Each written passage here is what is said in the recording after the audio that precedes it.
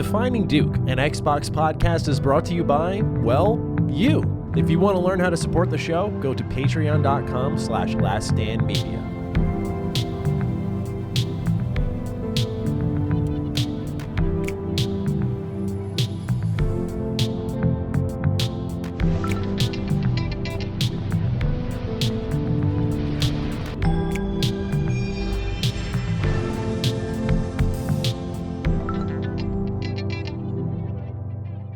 Salutations, everybody. It is Maddie here today, and welcome to episode 110 of Defining Duke, an Xbox podcast. Today, I'm joined by the commuter, Lord Cognito.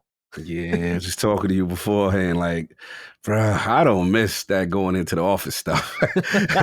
Yeah, I had to do that. So you're being in traffic, doing the rush hour. I'm like, oh man, this is not the premium. Yeah, this ain't the premium experience that I'm used to. You know what I mean?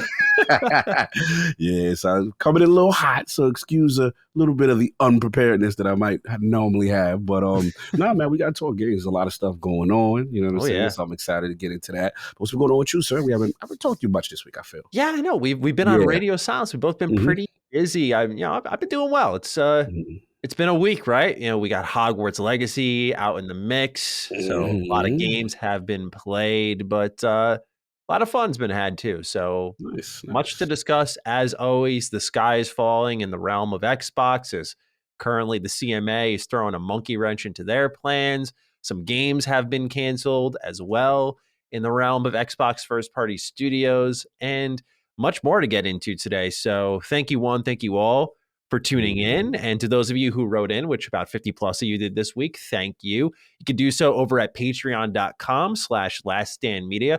Over there, you can also get early access to our show on Thursdays, as well as Defining Duke Ultimate, where tomorrow, this will already be out for all of you, we're going to be recording our next episode, and it's going to be our Hi-Fi Rush review discussion and spoiler cast. So we're going to, as always, have the non-spoiler section. We're going to have the spoiler section.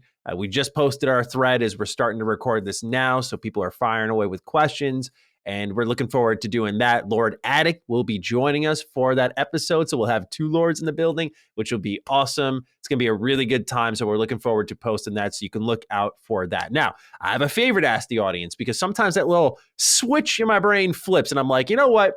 I haven't asked something from y'all in a while, so it's time for me to make my demands. I kid, but you know, we like to grow on the mobile side of things, and what helps us grow but ratings and reviews. Now, we've actually had a decent amount of reviews naturally written about our show, and I know many of you, thousands of you, enjoy our show on the go, but if you do wish to see Defining Duke grow and you think we've earned it, I'm just going to ask you if you have the time to just crack open the Apple Store app. This is mostly for you Apple folks.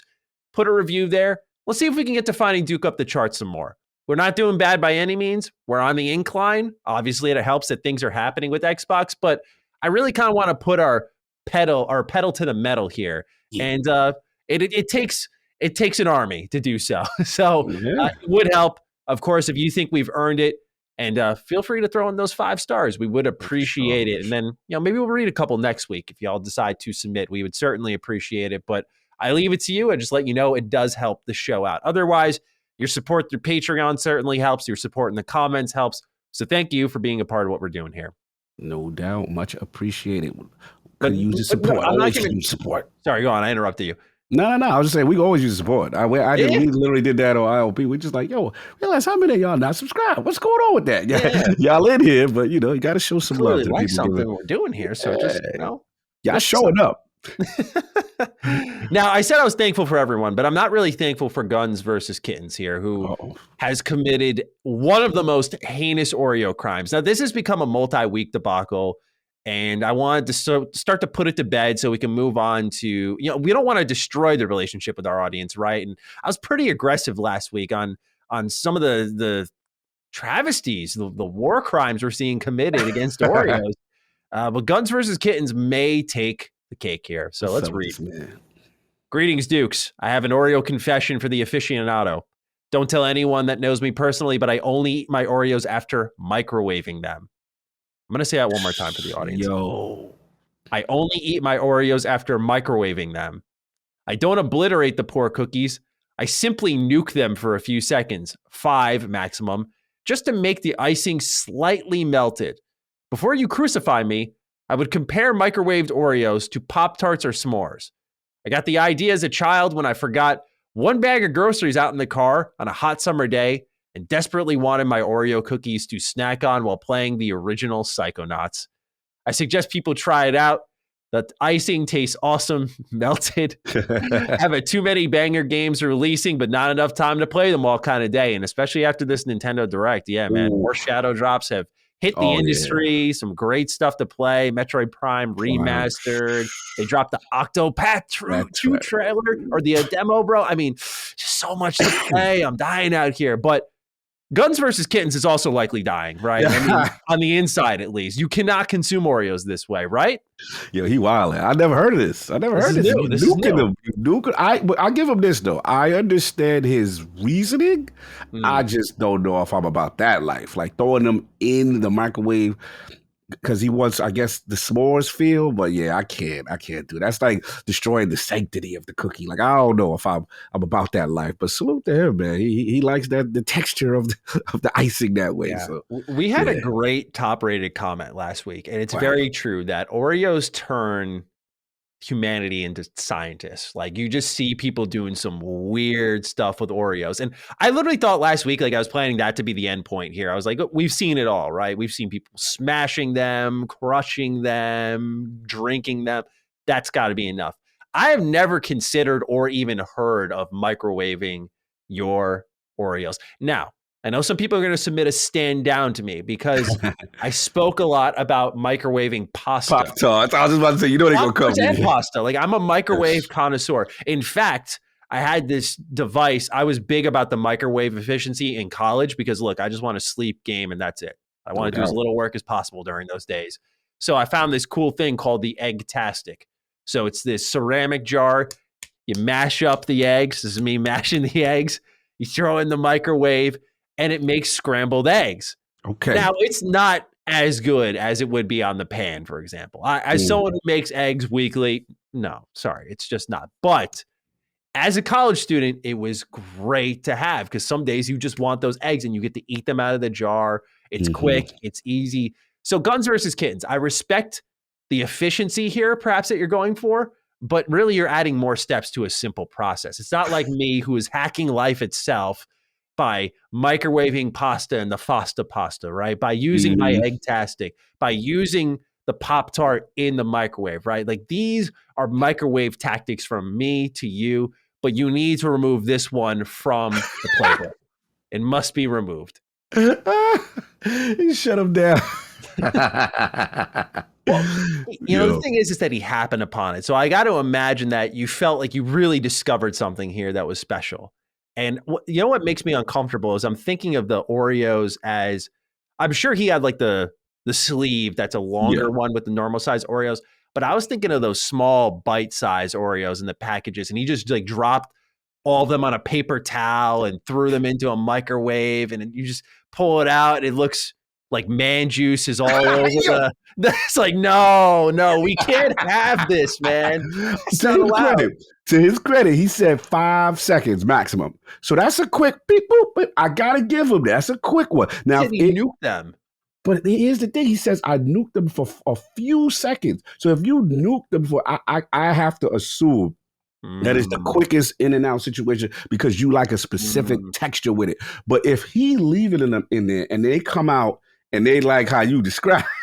The man juice. Yeah, the man juice. We can't have the man juice running around on top of the plate. It's just not an aesthetically pleasing situation to ingest that. Yeah. We talk about scientists, but like scientific curiosity may get the best of me here. I do have to say I want to find out what this is all about now. Yes. And I don't think I have Oreos in the house, but see, the thing is he probably like salivates at the idea of double stuffed Oreos. Like, ooh, I can really melt these down. It's like, no. If I had the money, I would give everyone complimentary Oreos at the upcoming Last Stand event. I would love to do that. But that would be dope.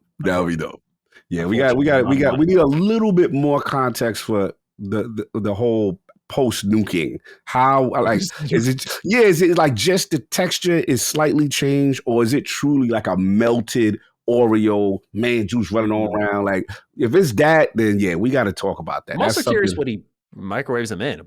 Bowl, Yeah, probably, right? what is it? A play? Like what are we doing? What are we doing? Yeah, that's an important question. So feel free to follow up. And I will happily dismantle you once more. Yes, we'll make fun of you again.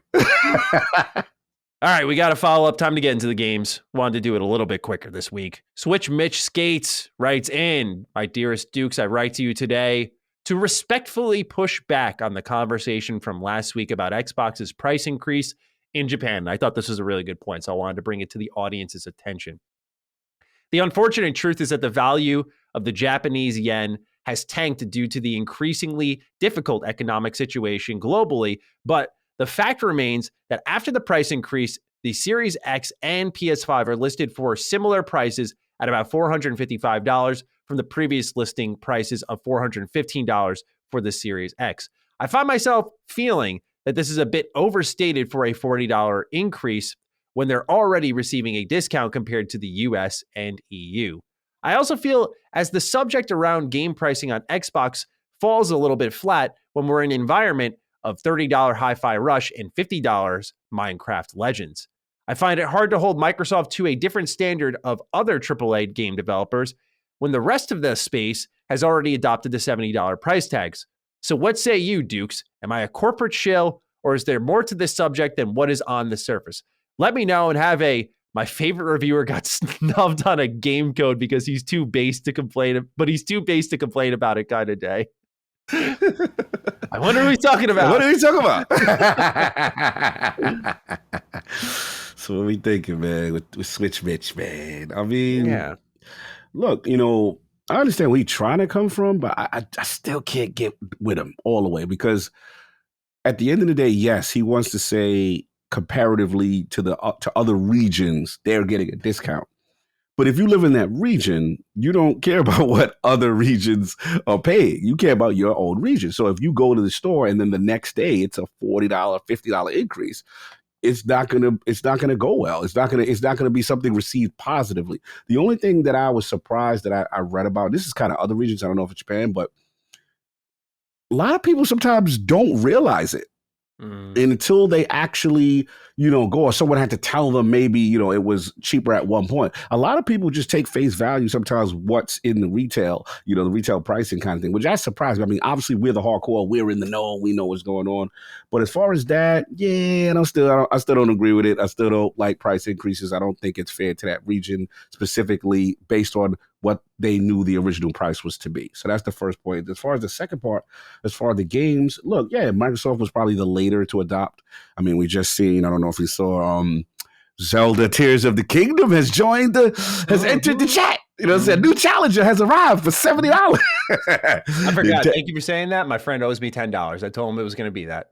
Yeah. Oh, you told him? I made a bet. I said, make it a $60 game for me because I know it's going to be 70. And he's like, no. Yo, Nintendo finally did it. Sorry. Yeah, no, you're good. It said, get that text off because you got to get that money. Yeah.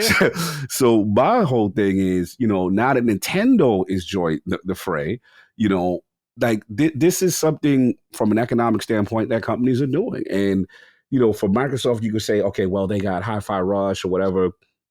Okay, yeah, there's some, cheaper games there on the market, no doubt, but the industry standard is going to be 70. And again, I don't think they get any prizes to say, well, they were the last ones to, I just how I look at it. This is where the industry is going, yes, but, I don't think that they get extra points because they were last. It's going that way, and people are not going to like the price increases overall, I feel, when they go to the store. That's just me. But what do you feel? Yeah. No, I think the point about the yen's decreased value is fair for sure. That's something that's been going on for a while now because they were pretty late to open up their borders. So that was part of the reason why beyond COVID as well, which I mean it was attached to COVID, but I digress.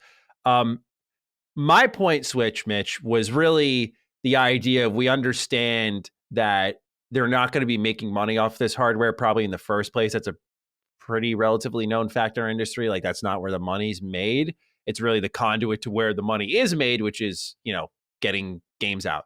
And so I think if you're looking at regions you want to grow in, and funny enough, Satya Nadella just talked about how the Activision deal could let them grow in Japan, which I'm not sure I understand the logic fully on at a quick glance. But they themselves know, like, hey, this is a weak region for us. We want to grow there. That's important for us. And I feel like there are regions you choose to eat the cost on, and there are regions you choose to not eat the cost on, right? And I just feel like Japan being a target market that they clearly do want to grow in, right? When you look at something like Hi-Fi Rush, I feel like that plus Persona, I'm starting to feel a smidge more at ease with Xbox's future to supporting that region. Of course, we know Eden Chronicles this year, day one Game Pass.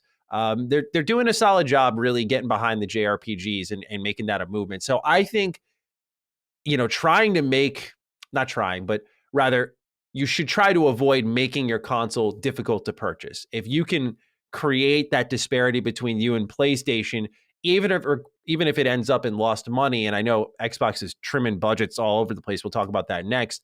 I just feel if they have the option to, you would select this region to take that loss in for the Xbox, because I think they stand to gain a lot if they can get a foothold in Japan. Because like Sony kind of vacated the territory in a way. And right now you're working with Kojima, you're getting close with Atlas, you're getting close with Sega. That's for damn sure.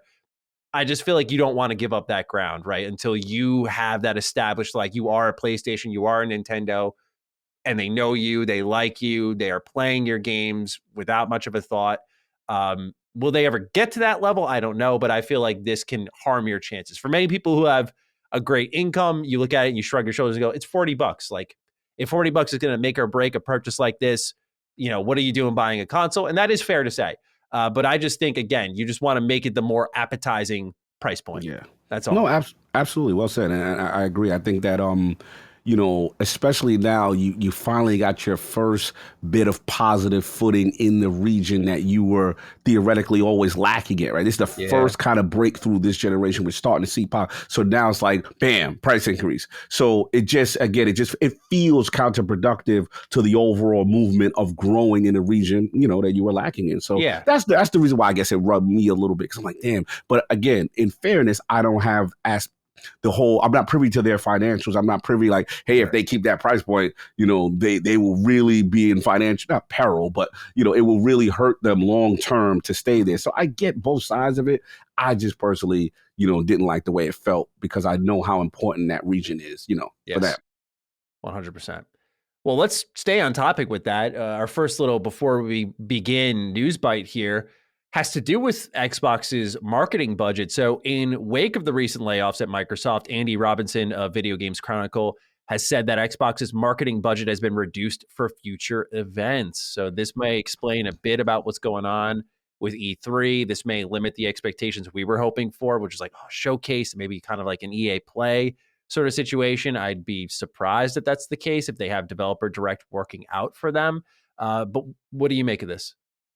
Yeah, this is surprising. I mean, marketing, during that time is usually critical for them. I have heard rumblings that things may be slightly altered. I just don't know to what extent. So I guess the question becomes, I can't see a situation where they don't do the traditional Xbox/Bethesda, conference. They come out, they do their thing. The question's going to be, the traditional fan fest, the traditional E3, thing that they do, package that they do alongside of it. Now, what I am thinking where it might change is, as we see in the relationship with the ESA, and usually Xbox is completely invested, they'll have a presence, and it seems like that's altering somewhat. So they may do something, but they may not do it to the extent that they used to do it before, where, you can catch them inside the convention center as well as their own thing. Maybe it is just their own thing at the Microsoft Theater, and that's it. But I'm very curious with the ESA relationship, because them being on the board and not really saying that they're committing to it, to me signals, hey, we can save financially from doing that level of booth commitment, because that's a very expensive proposition to ask a publisher to do in this day and age, especially post-COVID. Well, we're still in it, but you know what I mean. Like, people saw the value of the direct style presentation where you control the narrative and you spend less. So we'll see. Yeah, I think the developer direct timing couldn't have been better for them. I, again, always say that I don't think they're going to maintain that level of quality that they did with the first one. it just, to me, it doesn't seem feasible or really necessary to have them like traveling to studios and taking the team B-roll, the team interviews. Again, I expected a more online thing. I could be wrong on that, but when you see things like that being reduced, to me, it seems like, well, this is supposed to be a conduit for games. Do we need to spend on things like that? I would personally say no. Like when you look at, we just saw a direct, like it's just one of their figureheads there, game to game to game. But obviously, given the name, they want it to be about the developers too. So I understand the mindset, but I look there and I also look at games that they do need to market and how they're going to handle that. When you see it's been reduced, like I think about things like Starfield and what they could be doing with that moving forward with the reduced marketing budget. Granted, it was specified for future events, but we think about like what they could do with Starfield. You know, for example, before COVID, a very common thing was flying people out for testing games. Um, Ever since COVID, it's changed at least dramatically on my end. The year after, it turned into like Parsec and playing on a build that is on a PC across the globe, and then they started sharing downloadable builds. And now for like the last year and change, I've been completely cut out of the preview section of games. Like I don't even get the offer anymore. So I don't know what changed there, but I see people doing previews, so they're clearly ongoing. But yeah, it's very rare now that we're being flown out to places. So I didn't know if that would ever be an option for Starfield, but I doubt it. But just these are all things, of course, worth considering moving forward with Xbox. Yeah, no, I think that you're onto something. I think that, the whole preview build thing was something that we start to see, during the pandemic era, specifically. Yeah, I just think, to your the point about the like developer direct and stuff like that. Yeah, it's going to be interesting to see, right, moving forward, if they continue that exact style with, going on site, so to speak, at the studio, whatever. My understanding is they've outsourced that, and one thing I do know though, Microsoft tends to want to have their own identity as opposed to, like, for example, a straight one-to-one mimic of the Nintendo Direct, even though we love the Nintendo Direct and we won't have a problem if they ever decide to do that. You know what I'm saying? But I think they like to have, like, hey, we're Xbox. We want to do. They're very resistant to, following the trend. Yeah, like they want to, even with my hashtag just one movement, it's like, we do our own thing, and and the base teams accept it. They fight me very hard about this. You know what I'm saying? So yeah, we'll see though. But I think you made a good point. I'm curious. Developer directs moving forward. How do they present? Is it that same format or does it change? Yeah, I'll be curious to find out. If they keep it that quality, I mean, great. Like I just think from a monetary standpoint, I don't know how necessary it is, but we'll see.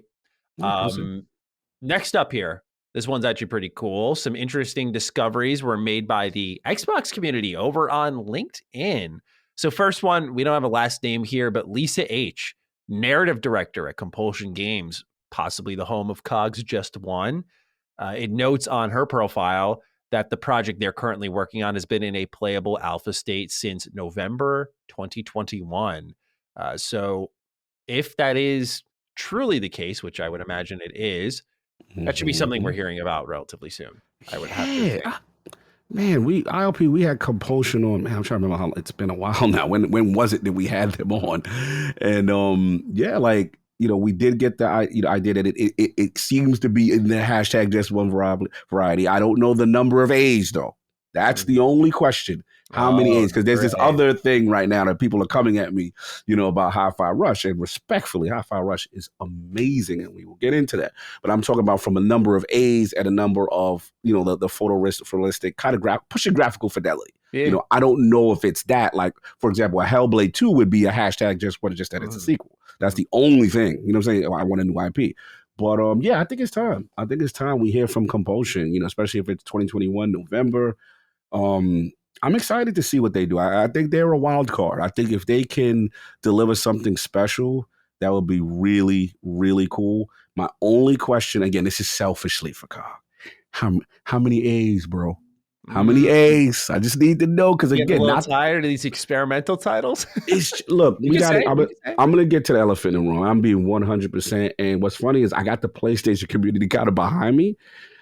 I call it selfish. When I buy a new console, I want to see the power of the console. I want to see what you are pushing that separates it from last generation? You know, what's the jump from Xbox One to the Series console, right? That's number one. And number two, I'm going to be very hard on them when it comes to, I want new characters for the generation. I want, you know, who's the next Jin Sakai? Who's the next Alloy? Who's the next, you know, Nathan Drake? You know, there were hashtag just ones in the Xbox One generation.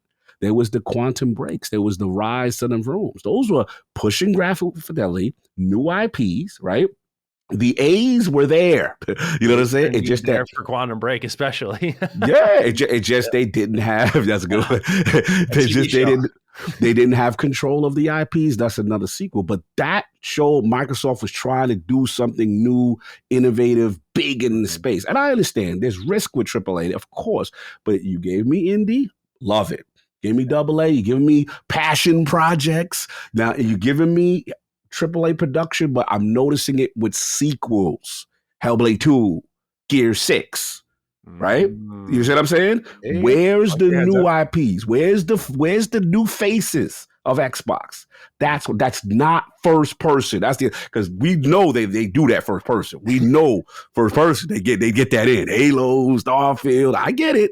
Let's just get that, because the last thing I'll say, and I know people don't want to hear it, but we talked about it last week with God of War Ragnarok, right? There's an audience that wants this. It would behoove you to have one of your own that you could show. That's all I'm saying. That's all Cog saying. Yeah, you're trying to nudge them to not be so stubborn, if you will. Yeah, it's not copying, because guess what? Sony themselves don't own hashtag Just One. Just One existed before, since the Tomb Raiders. That style of game existed. You know what I mean? So you can make one of your own. I'm going to challenge them. I'm going to stay on them for that. No, I like it. Yeah. Mm-hmm. I'm partial to the Passion Project. I totally get where you're coming from. No, I want to, for the record, I do love the Passion Project. Yeah. I think it's important, but yeah, they're definitely playing the nice guy role right now when you think about it. It's very much like, go on, get it out of your system, because I feel like after this, we may kind of yearn for this stretch where you're getting, in a sense, I mean, like, I don't think anyone's going to be complaining, you know, where's my Pentiment when a Avowed's dropping, for example. I'm not saying that, but I think we are quietly in a pretty fun time. Is it the most ideal of times? No, but like now that with Hi-Fi Rush, Pentiment, Grounded, it is fun. It's fun that it's different. It's fun that they don't have a template attached to them. And I like that about them. It kind of makes them unpredictable. And when you look at PlayStation, you look at Nintendo, they kind of have their identity, right? And Xbox's lack of identity, if it stays on this trajectory beginning really, I'd say like September of last year, of just not knowing what to expect out of them, I'd like that. You know, certainly they've got the money to throw in that direction and just be like, let's just try this. Let's just try this. Like you got Microsoft at your back. So I'm hoping for that, but I'm with you. I do agree the pressure should be put on that. Like, it's time to give you the just one game. I think they do need to hit on that genre a little bit. For those who don't know and are new here, third person, over the shoulder, new IP, yes, open world, that type of game Cog's looking for here. And it doesn't even have to be open world. It's just high production. And that's fine. High production value, you know, the graphical fidelity. But like you said, third person, new IP. And I know, listen, all jokes aside, as much as I know it's going to come. I know it is. You know what I'm saying? Because I agree with you. I think the strategy overall is sound. You have this great variety of games, the indie, the passion project, the AA, the strategy. You got all the genres, you know, and I think that's the play for Game Pass. Just once you get that other one and you have one for your own for the series consoles, 100%. I think they can, and it's great. I think they can take off. Yeah. And there's no doubt that, you know, PlayStation is selling like hotcakes, man. And if you're trying to compete, like, you got to take one page from that playbook, man. They're ahead for a reason.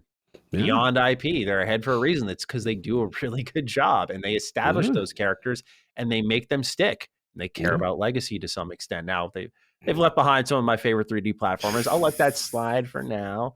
But I shouldn't even say they care about legacy. I should more so say they stick with things for a generation, though. Yes. What's interesting about the 5 is for some players, I've heard them say like it's kind of boring because it's just carryover from the 4, like a new Horizon, a new God of War, right? But like what previous PlayStation generations, it's like just reset button. Yeah. Like, yeah. When you look at 2 to 3, 3 to 4, you're getting so many different games each time. So it'll be interesting to see as Xbox gets their legs this generation finally, you'd hope. what they become. Because what's sad to say is they truly are at the beginning now. Yeah. Like, Yeah, this is absolutely. the start. It's a disgrace, but this is what it is. This is what it is. And I will say, because I'm rocking my Hellblade shirt today. Yes, sir, you are. I believe if Starfield does what it's supposed to do, right, it should be great. Mm-hmm. But I do believe the hashtag Just One Crew will really love and fall in love with this type of game. Yeah. When Hellblade 2 drops, it is good. It could change the trajectory, and then they can potentially see even the value of that style of game for their own on a new IP. Yeah. You know what else would pull in a lot of members of the audience? Fable. Ooh, we got another one here. Oh, yes. Another LinkedIn discovery. VJ Gill, producer at Playground Games, says that Fable is in a playable state. Now, you'd certainly hope so after all this time, but there have been so many rumors resetting the game. We did smush those here on Defining Duke. I think Jez was the one who had that report. There have been so many rumors about this one. We know Matt Booty in particular was extremely excited about this one, is always asking to reveal it. I know I just said this already about Compulsion, but I do believe this is the year we finally see Fable. I think if they're doing the 1 year window again, which I know you're against, but I feel like they're going to do it because there was a lot of positive responses to it. I think it's not so far-fetched to be like, all right, Fable within that next year, probably like mid 2024. When did we first see? I'm trying to remember when we first saw the announcement. Yeah, I think it's time to show, some gameplay. I don't think that's out of bounds to be like, okay, this is, where we at with Fable. Here's the, the gameplay, whatever. Mm-hmm. Yeah, I think so. I mean, it's a super important IP, like super important. Yeah. And people are curious about it. So yeah, I'm not going to be object to it. I think that's the one that quietly is going to drum up a ton of interest for Xbox. I mean, Fable was beloved, and anytime it's in the news cycle, that's like one of those ones that kind of rises to the top very quickly compared to other Xbox rumors and information. Like that's one that's legacy. Like they have stuck with Fable for a while. They killed it. Yeah. They have admitted that. But they have stuck with it, fortunately, through all thick and thin. And I'm just hoping that if it is the resurgence that we're all hoping it will be through Playground, that'll be another monumental thing for Xbox. But that's a lot of what this gen's been, hoping, wishing, praying, and hopefully with Hi-Fi Rush now out, those times are starting to fade away. And we're going to get things and we'll be able to talk about them while we play them. It's going to be awesome. Yes, absolutely. That's what I'm looking for. One game you won't have to wait long to play, Cog. This one was on your list of most anticipated games, I believe. The Last Case of Benedict Fox. This is a day one Game Pass drop.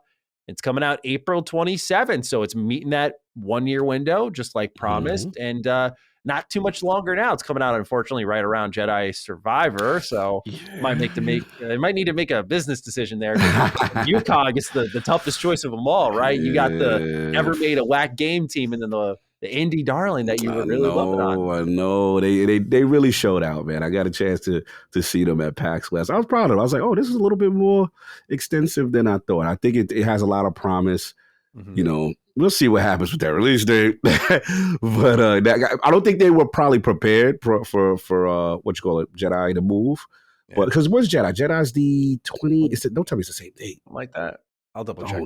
Yeah, double check on that. What date is it exactly? We got to find out how close proximity. Now. It is the 28th.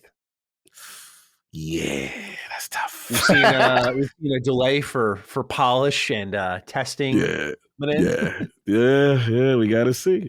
I would never go up against Star Wars ever. Yeah, I think they may have to move, but if they're locked in, they may look at it. Hey, we're indie, we're Game Pass, we might be okay. So maybe that's how they look at it. But we'll see.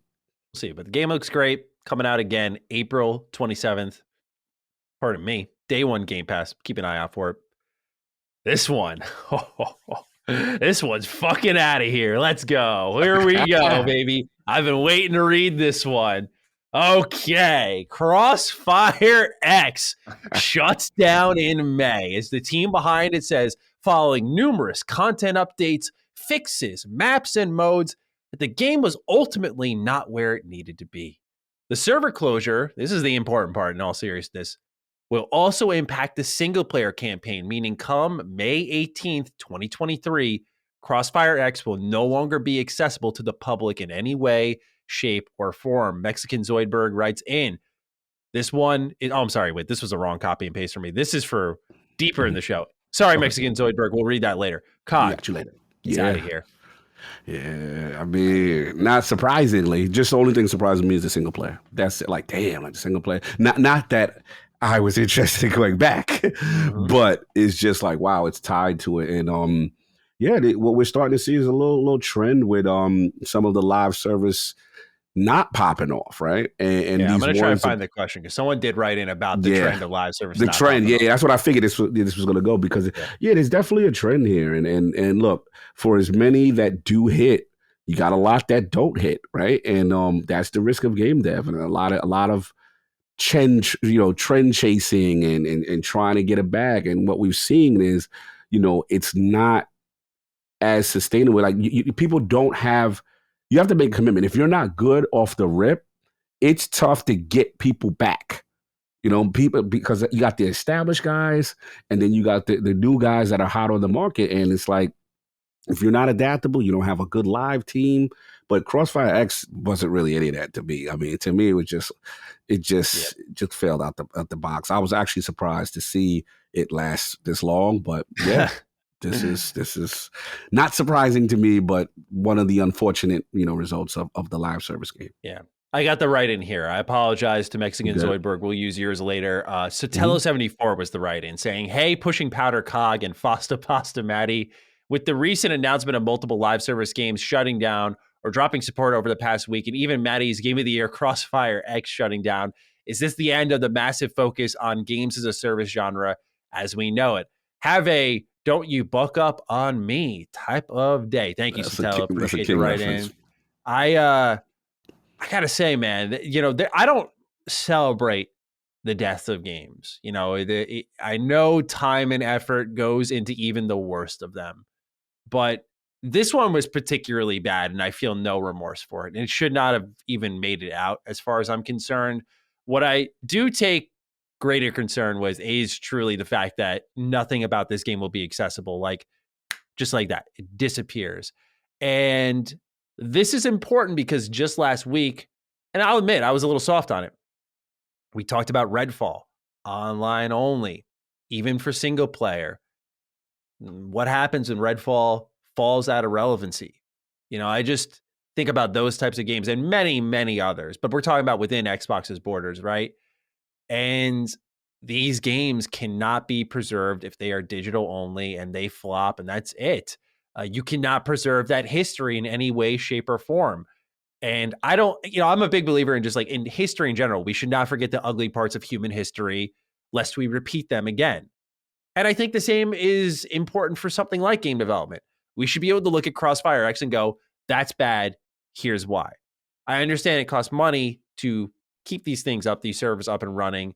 And certainly, I imagine not many people are playing it. Although I'll give them credit. They did support it quite a bit. They did add a lot of stuff to it. And some people were even trying to post saying it may have turned around. I was like, no. Don't get ahead of yourself there.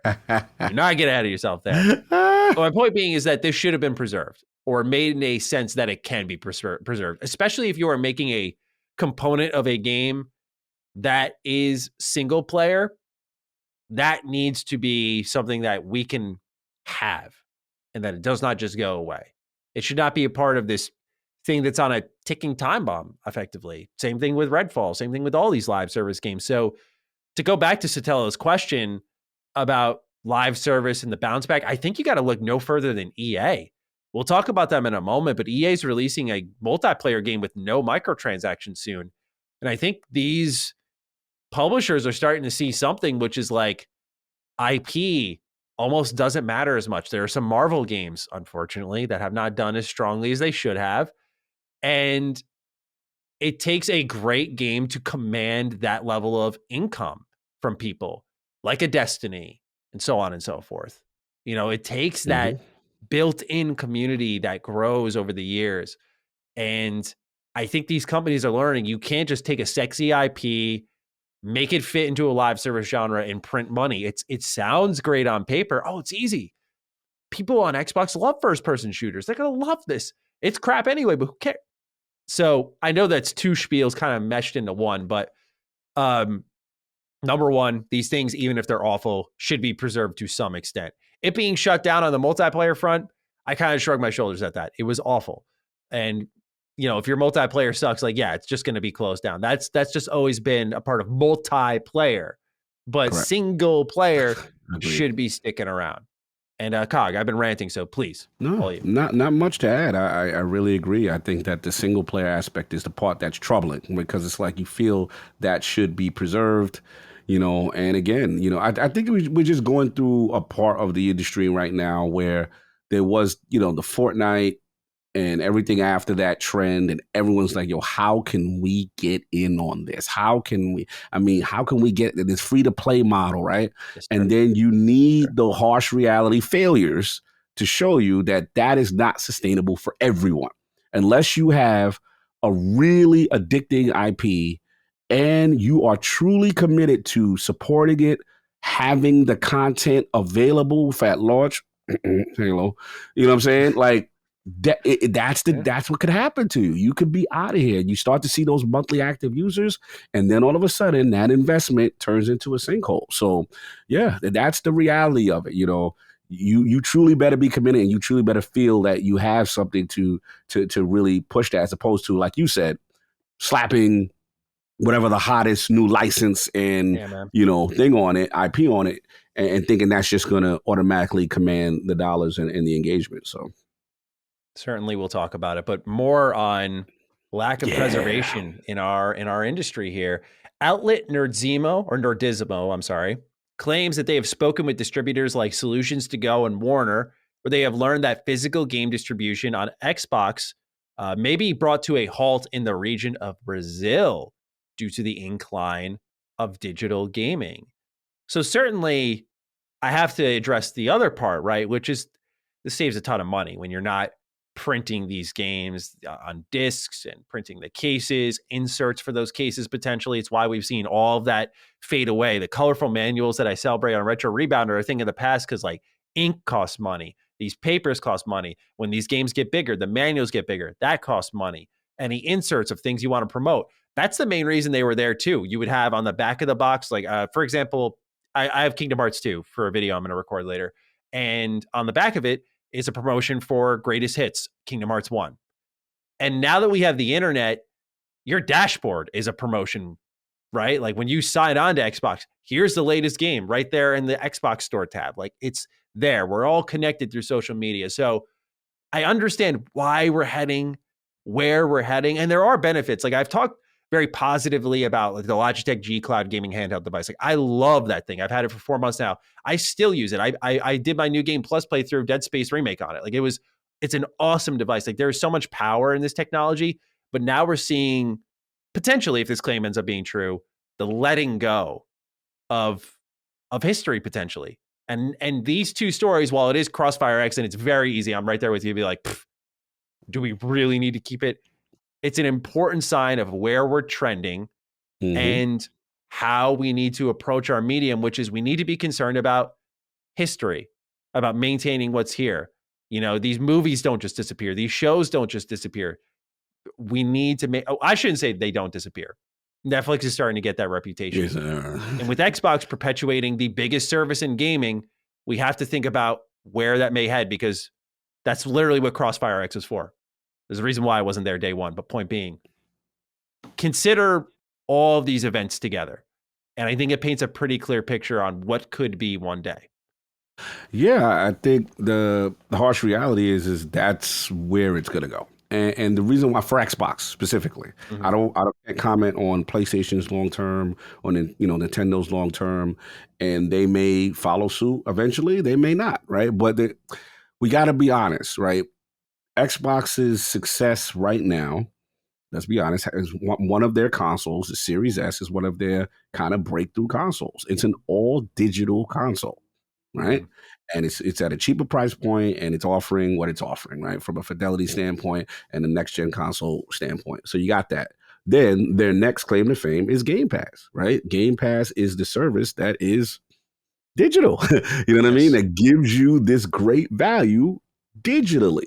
So they're going to trend that way. That's why when people send me, regional retail reports and wonder why the series, S or X or whatever, the Xbox versions of the games are not selling, it makes sense. The Xbox user he's on the cloud, he's online, right? Kind of thing. So for the Xbox ecosystem, this trend is going to continue, especially with the growth of Game Pass, especially as the games continue to come. And I get what you're saying from a preservation standpoint. Truly, I do. I'm not trying to poo-poo that. I'm not trying to say, oh, well, deal with it. No, because that's real too. Like I empathize with the fact that if something goes away, you can't play it. That part frustrates me. You know what I'm saying? Because there's some games, let's be honest, that people think are bad. And I'm like, yo, I kind of like that game. Mm-hmm. And goofily, I want to go back to it. Like when you can't go back to it because, they shut the servers down. Avengers is a good example of that, right? Exactly. What if I know people who truly love it. Not to interrupt you, but I know people who truly love that game. Like, at some point, right?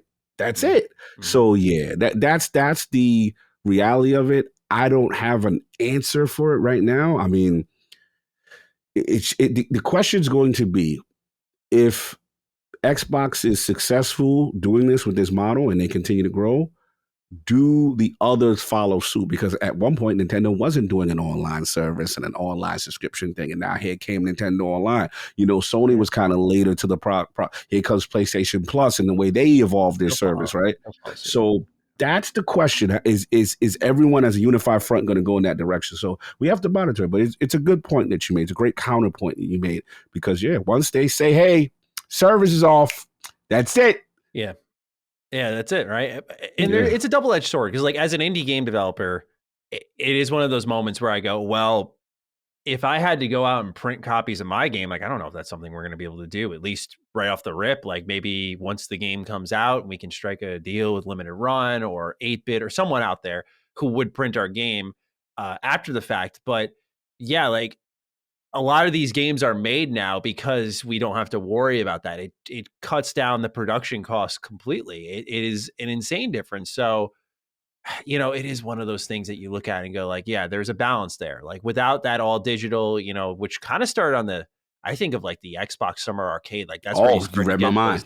Those gems, yes. Right? And you're like, wow, like, this is awesome. And probably for those devs, if that wasn't a platform that they didn't have to worry about like physical shipping on, which was a thing at that time, maybe those games like State of Decay, a now very important IP for Xbox, would have never seen the light of day. So yeah, it's important to consider both sides for sure. And there's strength to that digital platform.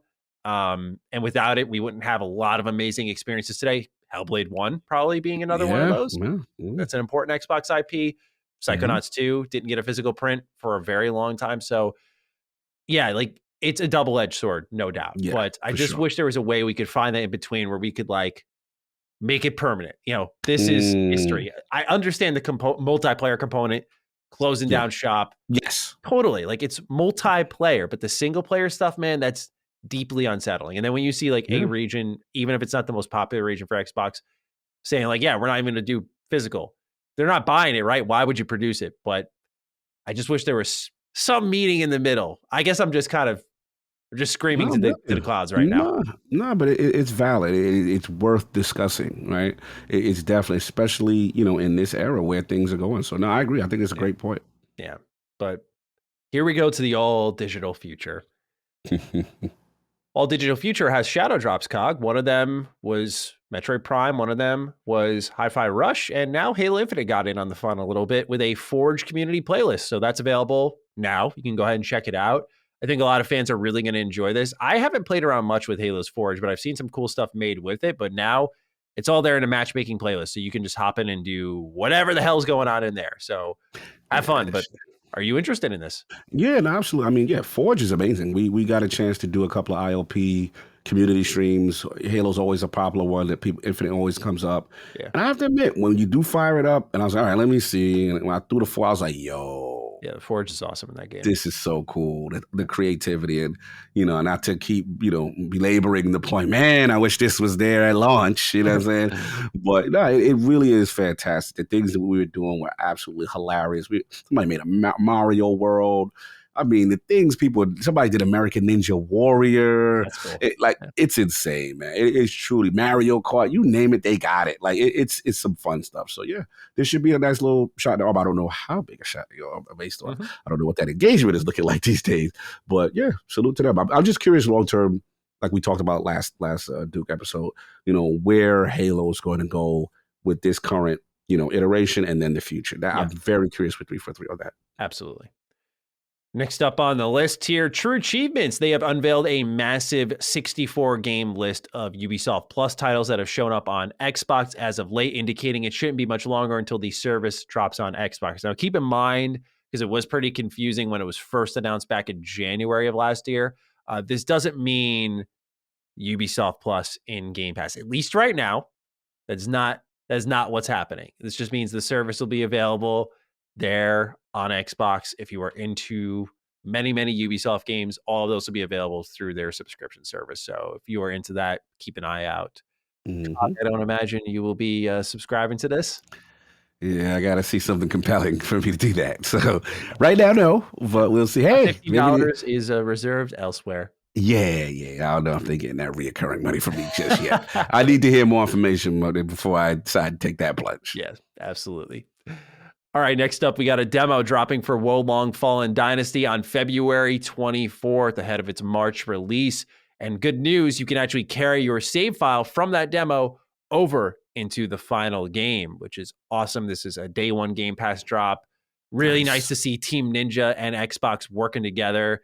And here we got a cool demo opportunity. So this is going to be great. What I played of that test period last year was awesome. It was very encouraging. So I'm very excited for this one. Team Ninja has, they're to me like neck and neck with what FromSoft's doing. Like they managed to differentiate themselves enough, but kind of stay in line with what FromSoft has established. Neo is excellent. Like if you own a PlayStation, I think it's on PC now, please check out Neo 2. Like one of my, if not my top FromSoft style game. Like shit is so good. So I'm very excited for Wo Long Fallen Dynasty. But Cog, are you going to be trying out the demo? Yeah, definitely. I'm definitely going to try that. Wo Long is the one I'm hoping, maybe that's the one that gets me into the Souls verse. Yeah, well, maybe, you got to throw some ninja, some samurai, and Cog really get it. Because I thought Sekiro, but that wasn't for me either. But we'll see. I will say when I played that alpha, I liked it. The creative player option was pretty awesome. I really enjoyed it. Yes. So let's see. And they got co-op. That's very seems very easy and integral, unlike other games that offer co-op in the Souls universe. I'm messy. We covered this a couple of weeks ago, so I wanted to provide an update. Dragon Ball Z Kakarot's next-gen version is finally available on Xbox almost 3 weeks after it landed on PlayStation. The team at CyberConnect 2 had found an odd workaround for it, for how you transfer your save data to the game by downloading a separate, quote, for upgrade version of the game over on the Xbox store. Now, this fix has been met. It's been met with very mixed results. Some fans have even struggled to get it to work. So despite being in the era of smart delivery, they had to make a whole separate SKU for this to upgrade the game, man. And what's interesting is if you need to have a little bit of a glance at how little Japanese support maybe matters to current gamers on Xbox, I think this is a good case just to take a peek at. It's not the biggest popping game, right? It's like a June or January 2020 game, I want to say. Okay. It's older. It's a next-gen update. It just dropped January 13th, I believe. So, not going to light the world on fire, but 3 weeks late, I think it says like what these developers view as a priority, right? Like, oh yeah, priority means something. I'm just curious about I don't know how big that studio is, so I'm just curious about that. I don't know, but maybe that played a factor into it. Games, man, they should be a decent size now. They did all the Naruto Ultimate Ninja Storm games. They did Demon Slayer. I mean, they do great work. Like they make some flashy fan servicey style games, but they should be a good size. All right. Anyway, that's what's going on with Kakarot. I said EA is dropping a game with multiplayer with no microtransactions. That game is Wild Hearts. It's coming out February 17th, and they have said that it will have free post-launch content and no microtransactions. A 1-hour trial will go live to Game Pass I'm sorry, a 10-hour trial. That was a typo on my script here. Will go live to Game Pass Ultimate subscribers, where they can play on Monday, February 13th, ahead of the game's February 17th launch. Okay. All right. Game actually looks really good, by the way. Wild Hearts. Yeah. Looks really good. Monster Hunter style game, but obviously one that'll eventually make its way to Game Pass. But this one really looks cool. There's this, I think it's called the Karakuri, which is this device that like transforms into things in the battlefield and makes these fights like very interactive. It looks fun. I haven't studied it closely, but it looks like a really fun time. So I think this is a interesting one for EA and an unlikely partnership, a kind of JRPG style game coming out from them. So I like that they're doing a little diverse thing here. I remember seeing this now. Yeah. I'm looking at it now. I do remember. Yeah, it looks cool. It's very Monster Hunter. Yeah, I remember this one. I remember seeing the trailer. It looked cool. Kudos for them for, really, I mean, again, very easy, monetizable little product here. And they, hands off. I like what I'm seeing, man. Like, their sports games suck, but I like what I'm seeing. I know they just canceled a Titanfall game, so we can't give them the whole W yet, but I like where we're trending right now. Yeah, EA has definitely, we got to give them some props. Lately they've been making some really cool moves overall, especially the single player lane. I like what they're doing there. Yeah. Look, they've been changing their culture slowly, so this is good to see. Especially jumping in Game Pass, getting user base, user engagement. Probably a good look for them. Maybe something they wasn't sure about, but that's a nice shot in the arm to say, hey, come check this out. Yeah, right now, see what's up, see if you like it. Mm-hmm. All right, Cog, this one's all you, brother. Take-Two CEO Strauss Zelnick says Midnight Suns was a critical success, but a commercial flop. He suggests that the release timing may have been a factor. Now, Mexican Zoidberg wrote in for this one. Thank you for your patience, Mexican Zoidberg. This one's mainly for Cog as it concerns his baby Midnight Suns, but both can feel free to answer. This is breaking news. The trustworthy Jason Schreier has just confirmed that Midnight Suns was a commercial flop. This is becoming a recent trend with Marvel games, Avengers, Guardians of the Galaxy, and now Midnight Suns have all, quote unquote, undershot sales expectations. Is this just wacky sales expectations from bigwigs who think that just making a Marvel game will guarantee the game selling a bazillion copies? Or could it be the lack of marketing or the distrust of the MCU from the recent handling of Phase 4? Midnight Suns was so good, and I need to know who to direct my pitchfork at. Cog, this is your game. You've been championing it since December. I'm allow you to mourn. Just take the stage and do with it what you will, please. All yours. This hurts. This one hurts. I did see the information on the call, and look, I just gotta be real. As much as it pains me to say this, for Midnight Suns specifically, I just gotta be real. As much as I am Lord turn-based, the turn-based genre is just not well received by the masses. It's something that I see a lot of gamers, as soon as they see it, they be like, nah, I'm good, I'm out. Right? I'm not even willing to give it a shot. If it's not an action adventure, it's not a hashtag just one, right? Mm-hmm. Then for the most part, the turn-based genre will not come out. And the reason why I notice also some recent data is I'm a huge XCOM fan. And I believe I had the developer for Chimera Squad on ILP at one point, Mark Nada. And, it came to PC, but it never came to console. So to me, that shows that they have the data. They have the analytics on like, hey, is it even worth the port?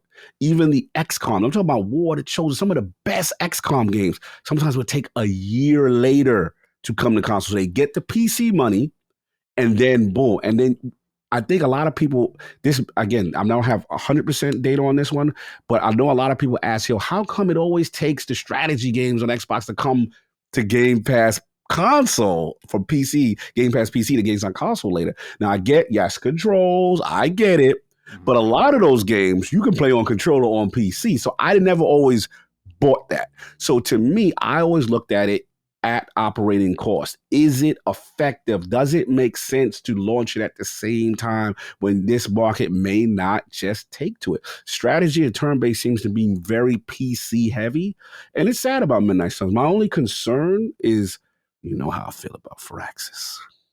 Those are my dudes. And this was a big get for them to get the Marvel license, and it couldn't have been cheap, right?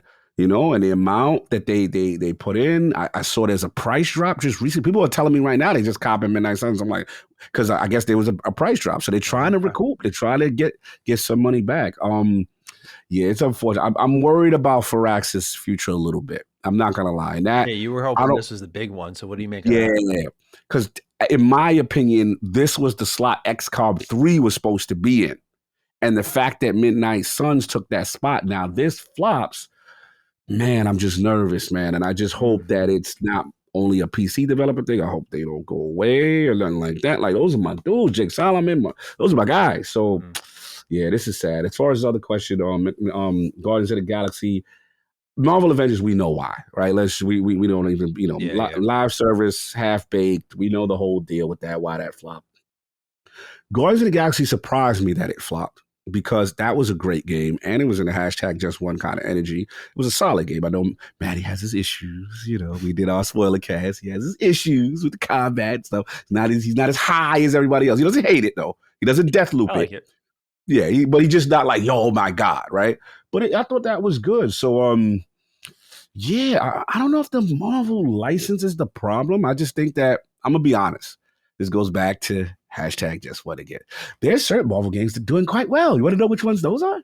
You just took my next thought. Okay, keep going. Yeah, like I'll let you jump right in. Like we know which one those are. You saw which Wolverine game got announced, how hype people got, because they know most likely Insomniac's going to follow a formula that is winning and selling those games. And that's that just one energy, that third person, over the shoulder, cinematic, pay attention to the detail. That's what gamers are gravitating towards. And it's sad that Avengers didn't do what it needed to do in Midnight Suns, but that's where it's at right now. But I'll let you go in. I know you seem like you had some thoughts on Spidey. Yeah, no, it was really, you put it perfectly. I think the only thing I would want to add on is just that I think what we're learning here is, I don't know if it's a weakness in the Marvel license, like some people probably want it to be. I know some folks have really soured on Marvel following Endgame and everything, and I get why, because like Phase 4 has been kind of pretty messy, and there's been scarce good shit out of it. Like, I think WandaVision was awesome, Loki was awesome, but like everything else I've looked at, I've not been compelled by. So I think there is some casualty of that, like, another Marvel thing that I barely know anything about. I think now, if you're a company, you cannot, and some people will disagree with my stance on this, but you cannot snatch up the small players. You can't make a Blade game, I got you. Midnight Suns with like Ghost Rider on the cover. I'm even going to say Guardians of the Galaxy. I know they're more relevant to a lot of people now than they once were, but you can't try to convince me they're Spider-Man and Iron Man, a Wolverine. I just don't think they are. I think they're getting there, but I just don't think they're there yet in like the video game space and everything. People could argue me on that one, and I think it'd be fair to say so. But Avengers, we all know what happened. Quality speaks to. So I think it's like, now you got to lock up the major figures, which are probably tougher to get, right? A Black Panther game would be awesome. I think would do really well. Like I agree. Like when you look at Endgame, the faces of Endgame, not the side pieces, the faces of Endgame, right? Spider-Man's been like the face of Marvel. So that one to me is like, and then you put them in the perfect team. Absolutely. It's an obvious slam dunk, right? Wolverine, another face, but like, I just think you got to dig into those faces, right? And I think EA's got one, right? Iron Man, great choice. I think that alone, if the game looks great, should do really well for them. Now EA Motive, they're on my good side, following the Dead Space remake. Dude, let's see what you guys got. Let's see what you got. Let's see what you do, EA Motive. A Captain America game. Yeah, I think sells itself. And the list goes on. That's what they need to do. That's what I hope DC does. But right now we're rushing, I think, a little too quickly. What we're learning here I don't mean this in the terms of quality, but it's a term Carrick and I always used on ham radio, the B tier characters, and highlighting those. Like, those are your support pieces. Those are the ones you see in like fighting games and whatnot. Not basing a whole multi-million-dollar production around quite yet, right? You're not, I just don't think it's the right call based off what we're seeing here. And I get why they go in on it. And these games take a while. So by the time they were starting them and thinking about it, they're probably like, yo, it's popping. Great choice here. But too much of even a great thing will tire people out, right? It's why like I'm big on saying DC needs to get more games out. TMNT needs to get more games out because like these are IP people love that have just been kind of resting in the video department, and we need more of them on a big, broader scale because that's what people don't know what they want, but will be surprised when they see it. So that's where I stand on it, but it's an unfortunate flop nonetheless. Yeah, we'll see what happens, man. But Take-Two had good news for us. They had good news. They have stated that Ghost Stories game's debut title, Judas, is set to launch by March 2025. So for those who don't remember, this is Ken Levine's game, and I'm very, very excited by this. 2025 can't come soon enough, man. This is going to be a good one. I can't, but I don't know if I buy this date. I don't know, man. Oh, you're not buying it? I don't know. It's been so long. They finally showed off, and when they're like, yep, and it's coming in 2 years. I don't know. We'll see. Let's see. They've been quite a long time. Cushion. That's a big cushion. It gives them a window. Yeah, you could be on to something. We got to see. Then 2 years out. Yeah, we got to see. That game looks super ambitious. They said by March 2025. So it could be March 2024, but they're giving them a big cushion here to be like, do what you want, but it's got to be out by then. Yeah, Take-Two has been really kind to him. Yeah, at least it seems from the outside. From the outside, it seems so. This was a Game Pass day one game lots of us were excited for, but kind of faded into obscurity. Back for Blood, Turtle Rock, the developer of the game, has stated they are no longer supporting the game and are moving on to their next project. So this was hoped, by many to be the Left 4 Dead Slayer, but not quite that at all. And unfortunately, faded, as I said, into obscurity. So no more support for that COG. Any thoughts? Not much. Not too surprising because obviously it's been out of the zeitgeist for a while now and didn't see any updates or anything really coming towards it. So I think, they've gotten what they've gotten out of it and are moving on. That's what it seems like. Indeed. Just two more here. This one I thought people would find interesting because this is a team that was pretty closely connected to Xbox for a while. Moon Studios, their creative director, Thomas Mahler, had written about their next game on Twitter saying, Ori was our Mario. This next game is our Zelda. That was my thought when I first started prototyping our new project back in 2015. We then committed to Wisps, the sequel for Ori, for those who don't know, which allowed us to give this project more time in the oven so that we'd be able to turn it into a full-blown action RPG. He also said that they signed a deal with Private Division in order to get the game on multiple platforms. So we already knew this wasn't going to be an Xbox exclusive and that there was clearly been a disconnect between the two sides following everything that came out about Moon Studios. But for those who are interested in their game, separating the art from the artist, this is their Zelda, which will be very interesting to see because Ori was beautiful from top to bottom. Beautiful game, man. Special video game too. Both Oris, but them making a Zelda style title. I mean, what are you feeling about this one?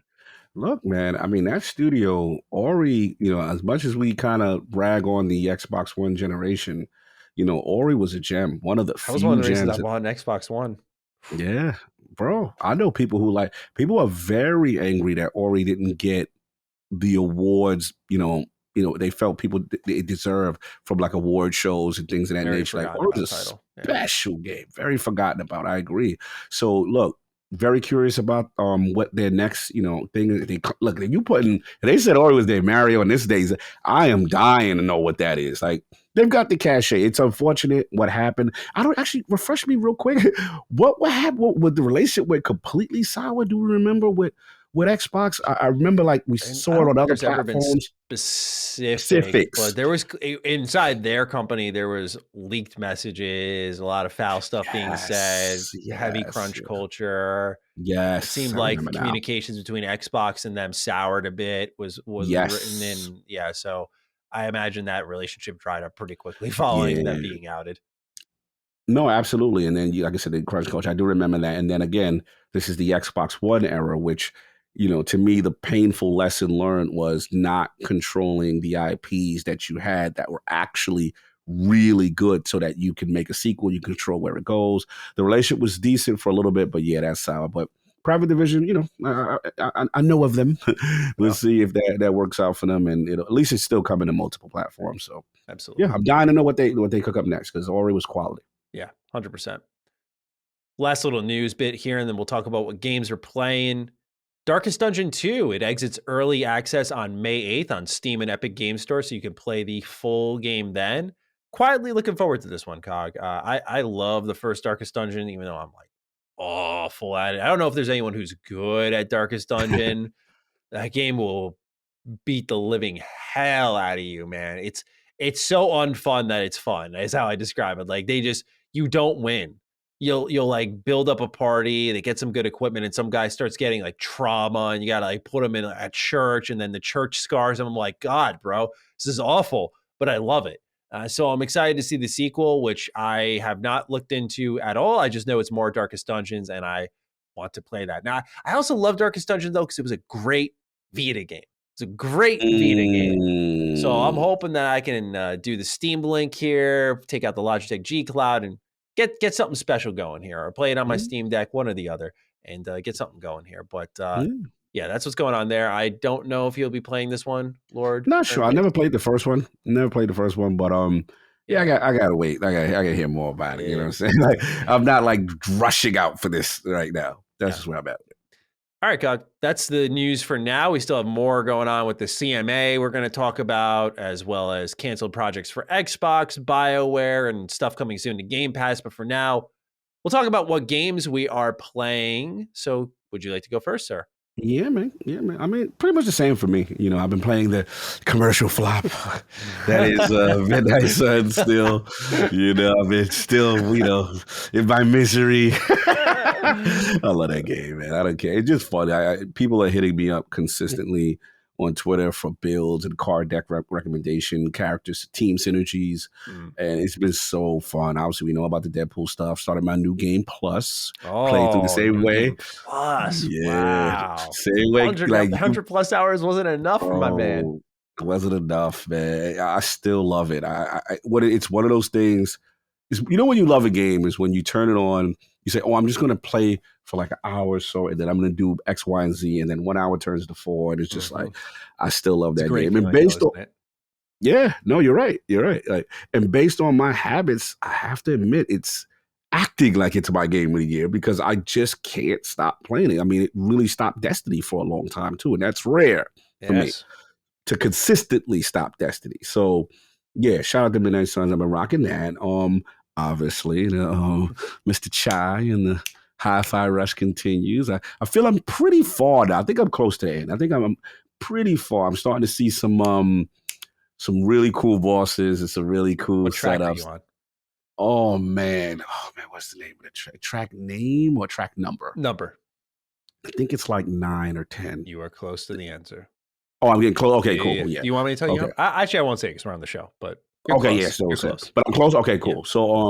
Yeah. So, I've been loving it, and without spoiling, because we're gonna do our spoiler cast, but it's really cool how more things are being revealed, right? Yes. And how the game is expanding, and I'll leave it at that because I'll dive into. But yeah, pleasant surprise. It's definitely getting better as I go on. I should say that. Like that's the part that's really impressing me. Yes, it's an incline game. And I'm glad I didn't. I always tell people who don't, believe in it or I should say believe it, are unsure. Like get through the first track, the first level. Just get through. You know what I'm saying? Because it ends really nice. And then you'll start to see what the game can really do. And I've been loving it. So I've been doing that. And then obviously Destiny, man. I mean, Destiny's rock and rolling. Lightfall trailer. Some Strand, the new subclass ability, which is huge. You've got your Insomniac Spider-Man swinging kind of thing. But this Strand thing is just like crazy. Like Warlocks can like manipulate and like tie people up and keep them suspended and stuff. Then you got these little minions, these little evil. It almost feels like necromancy. Like there's like these little like they're almost like they're creating a necromancer class for especially for the warlock. The hunter kind of has like using the Strand almost like a ninja with the chain and the sickle, and he can throw things like that. Gotcha. Titans are pretty much like Wolverine. They got these big extended claws and they're up meleeing and roaming supers. So they're starting to now show. They started getting their marketing push, and the current Destiny, what they're doing right now is They're allowing you to pretty much, they opened up their system, so allowing you to farm very hard to get weapons that normally would take a long time to get these things. So they're opening things up because more stuff's coming, and then they're also adding another weapon type, which is a weapon damage type, which is the strand type. So look, this thing's going to change the game. It's fundamentally going to. I will say this: the PvP community is worried. Oh, yeah, they were because when Stasis happened, that was the last new subclass that made. It was about freezing people in place. And in PvP, that don't feel good. And then someone could just light you up. So they had to nerf that. It took a while, but they had to nerf it in PvP. So Strand people are like, yo, you gonna keep me suspended in midair? Or like how, and also you be able to move. It's like Spider-Man. Like, you know how Spider-Man, you could just throw the web at any place figuratively and move. So they're like, how's that going to work in PvP? And how is that going to be abusable? So Bungie seems to be getting ahead of it. They're making statements saying, no. We've got cooldowns. We've got this. We're thinking about PvP because that's the main negative. Shout out to my man Travis because we go hard for PvP. Like, Destiny has become a very PvE focused game lately. Good. That's good. Which is good for you. Good. But for the people who love PvP, we would be like, yo, fam, can you give us some new maps? Can you give us just give us some scraps? Like we hurting. We're like the forgotten children. Like daddy is not spending time with us. Like, like what's going on? Like, can we get some love here and there? Just a feature. Like that's that kind of thing. So yeah, they look like they're trying to appease us somewhat. But make no mistake, it is a PvE raid focused game, and yeah, it's gonna be big. It's gonna be big when it drops. But yeah, that's pretty much what I've been doing. But you've been playing something I can't wait to hear your opinion. It's very controversial. Oh, it's a very controversial game. Yes, very controversial. Yeah, we'll bang out the other two quickly. Yes. Hi-Fi Rush. I just finished it last night, and okay. Fantastic game. Very, very good. And incline is the right word to use for that one because, like, I was like, this is good. Like, it was a very good game. And I was just wondering, like, once you get to the end, how are you going to feel like? But as each track finishes, you get deeper and deeper, and the combat expands more, and it feels better. And I finally got decent at it. I was so bad at this game. But once I hit track 9, I was like, I unlocked something for the combos where I was like, okay, now I've got it. And I get the timing, and something clicked, and I don't know specifically what beyond this extra combo thing I could do. And I was like, okay, I think I got it now. And it reminded me of DMC Devil May Cry. I love that game, unapologetically so. The magnetic thing that pulls you into enemies. I loved when DMC did that. I don't care what anyone says about the corny dialogue. I loved the pulling yourself to enemies and pulling enemies to you. This game has one half of that, and it rocks. It rocks, man. So fantastic game. Really, really great surprise to start off the year. But I also wrapped up my New Game Plus run of my current game of the year. Oh, yes, indeed. Yeah, Dead Space remake, no doubt, man. I got the new secret ending. Really liked it. I got all those marker fragments. Really, really liked where they're going with it. I think there may be a sequel in the works, but it's just a fantastic game, man. Like, they just playing through it again. I was like, yeah, they just made perfect changes across the board. There's only one section of the game that I'm like, yeah, you probably could have improved this, and it was the hydroponic section. They really could have just trimmed the fat on it. They didn't. You learn in that second replay, the main meat of that game is like chapters 6, 7, and kind of 8. And the rest of the game is like very just quick pace. You're flying through chapters, but it is phenomenal. And yeah, I think it has surpassed the original. I will bend the knee. I think it has surpassed the original. EA Motive deserves their apology now. Yes, hey, look, I said it in my review before I even finished it a second time around. I was like, hey, you got footage of you. I tried to lift up my foot and put it in my mouth in the review. I was like, look, said I'm sorry. I think I'm very rarely wrong with my skepticism, but this was one of those times where, man, not only did they deliver just a remake, but a phenomenal re-envisioning in some parts of Dead Space. Woo. And made the story even better, which I didn't think was going to happen, but they killed it from top to bottom. So shout out to Dead Space from you. That is huge. Yeah. I mean, one of those moments you're just happy to be wrong. Like, I don't give a fuck if I'm wrong, but like, dude, Yeah. I was like, yes, like I'm so wrong here. This is great. That's what I was thinking during my review process. Like I was just talking to myself. I was like, I'm so fucking wrong. Let's go. So it was an excellent time being me. That's the good wrong. I feel you. I love when I'm the same way. I'm like, oh, I'm glad I'm wrong with this. Oh, this is great. Absolutely. There we go. But the game I've been spending time with this week, Hogleg. It's here. That's game. It's here. It's here. It's here. It's here. And RK128 has the write-in. He writes, hey, Wizard Dukes, with the launch of Hogleg, I'm both surprised and not surprised at how toxic the fallout has become. Many streamers publicly cry to some gaming press complaining about not getting review copies. It's a mess. Your thoughts on this?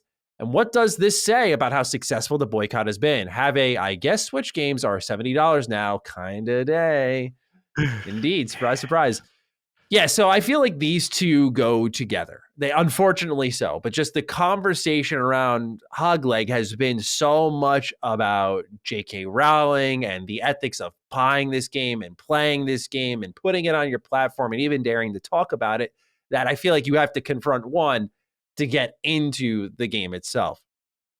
And so, yeah, like RK wrote, it's been messy. Like it's been really, this is probably the worst reception I've seen to a game publicly since The Last of Us Part 2. It's been terrible, unavoidable, destructive, just really sad to watch because we're getting so far away now from the main point of the boycott that I saw was happening, right? I just think so beyond removed from it now to the point of bullying. This game got spoiled for me. Like I put on Twitter that I was just like, look, I said, if you don't want to buy it, I respect it. If you do buy it, that's your choice to make, but don't bully people. And someone responded to me with 3-4 people responded to me with the spoiler for the end of the game. I didn't give a shit about the story. They got me on a rare one here where normally I'd be pissed. But this was one of those times I was like, I guess good thing I didn't care about the story or the universe because people are going around and spoiling this game in mass. It's very, very surprising to see, but it's, you know, at this point, it's like we're moving the goalposts. Like, wasn't this about trying to get people to align with your cause? And even the people who do support the LGBTQ community, like I do, I have no problem saying I do. Like, I'm all about it, man. 100%, and my brothers and sisters. 100%. And it's just like, you're going to ruin the game for me. Like, I'm not against your cause. I'm just playing the game. And if you're trying to gain an ally, we know how the internet works. They're going to dig their heels in. You're not gaining an ally that way. Preach. But it's so sad to see because it's only going to push people further away from this type of stuff, which does matter. It's not that it doesn't matter, but now when we convert to bullying and pushing people around, it's become destructive and you are not going to gain the allies that are needed. It just is, it's been so poorly done. And it's sad because in the thick of this is a game that is, by the way, pretty progressive. I need to throw that out there, not to make it political or anything like that, but it's important again to address because one of the first characters you meet in the game has a pretty heroic moment, transgender. One of the first wizards you meet, you help them out in a mission. They talk about, it's a female wizard talking about their wife. And it's just there. It's casual. It's not, it doesn't feel token to me, although some have claimed it is. It's just there. It's a part of the world. I just feel like Portkey and Avalanche have done a good job separating themselves and kind of making a statement like, this is our Hogwarts world. This is what we want to do with it. And I think they've done a good job separating it. So I've, been enjoying the game. It's got its flaws for sure. But in a lot of ways, it's been a real pleasant surprise. Now, before I get into the game, what we're playing, Cog, if you have anything you want to say about Arcade 128's right? No, I do. And I got to be honest, this week has been tough. Yeah, it's been hard to watch. It's been hard because, I had, shout out to my boy Ty, writer for LongNet. He was very passionate on the other side of the issue. And we had some really great discourse, tough questions, and really challenged each other, but respectfully, right? And, he actually, really supports the trans community. And he was like, look, I agree. Like, we shouldn't be bullying, or that's not how you get anyone to align with your cause. But he made good points. At least educate yourself on the issue. And we had a good, respectful discussion. As the week going on, I've just seen friends of mine who chose to play it completely bullied. I've seen death threats.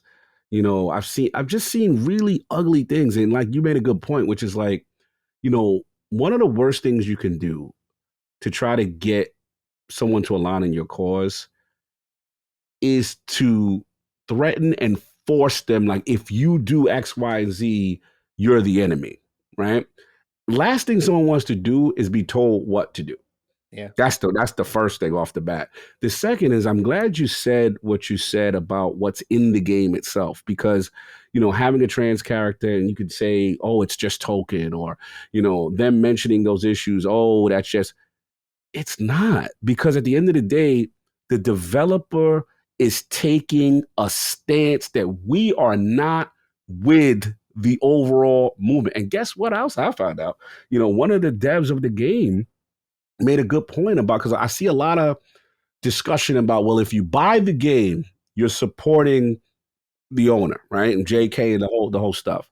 And they made a good point about, actually ethics of the developers being able to being supported by the purchase of the game themselves, that how they benefit, and by you not doing that, that hurts them ultimately as well. And especially in this case, where you see the studio really taking a stand with, like, yo, we are not really with all this other stuff. So it's just been a rough week. The last thing I want to say, I want to shout out my boy. I say it public because I didn't get a chance to say it. I want to shout out my boy Travis Northup. He's from IGN. He's the one that did the review.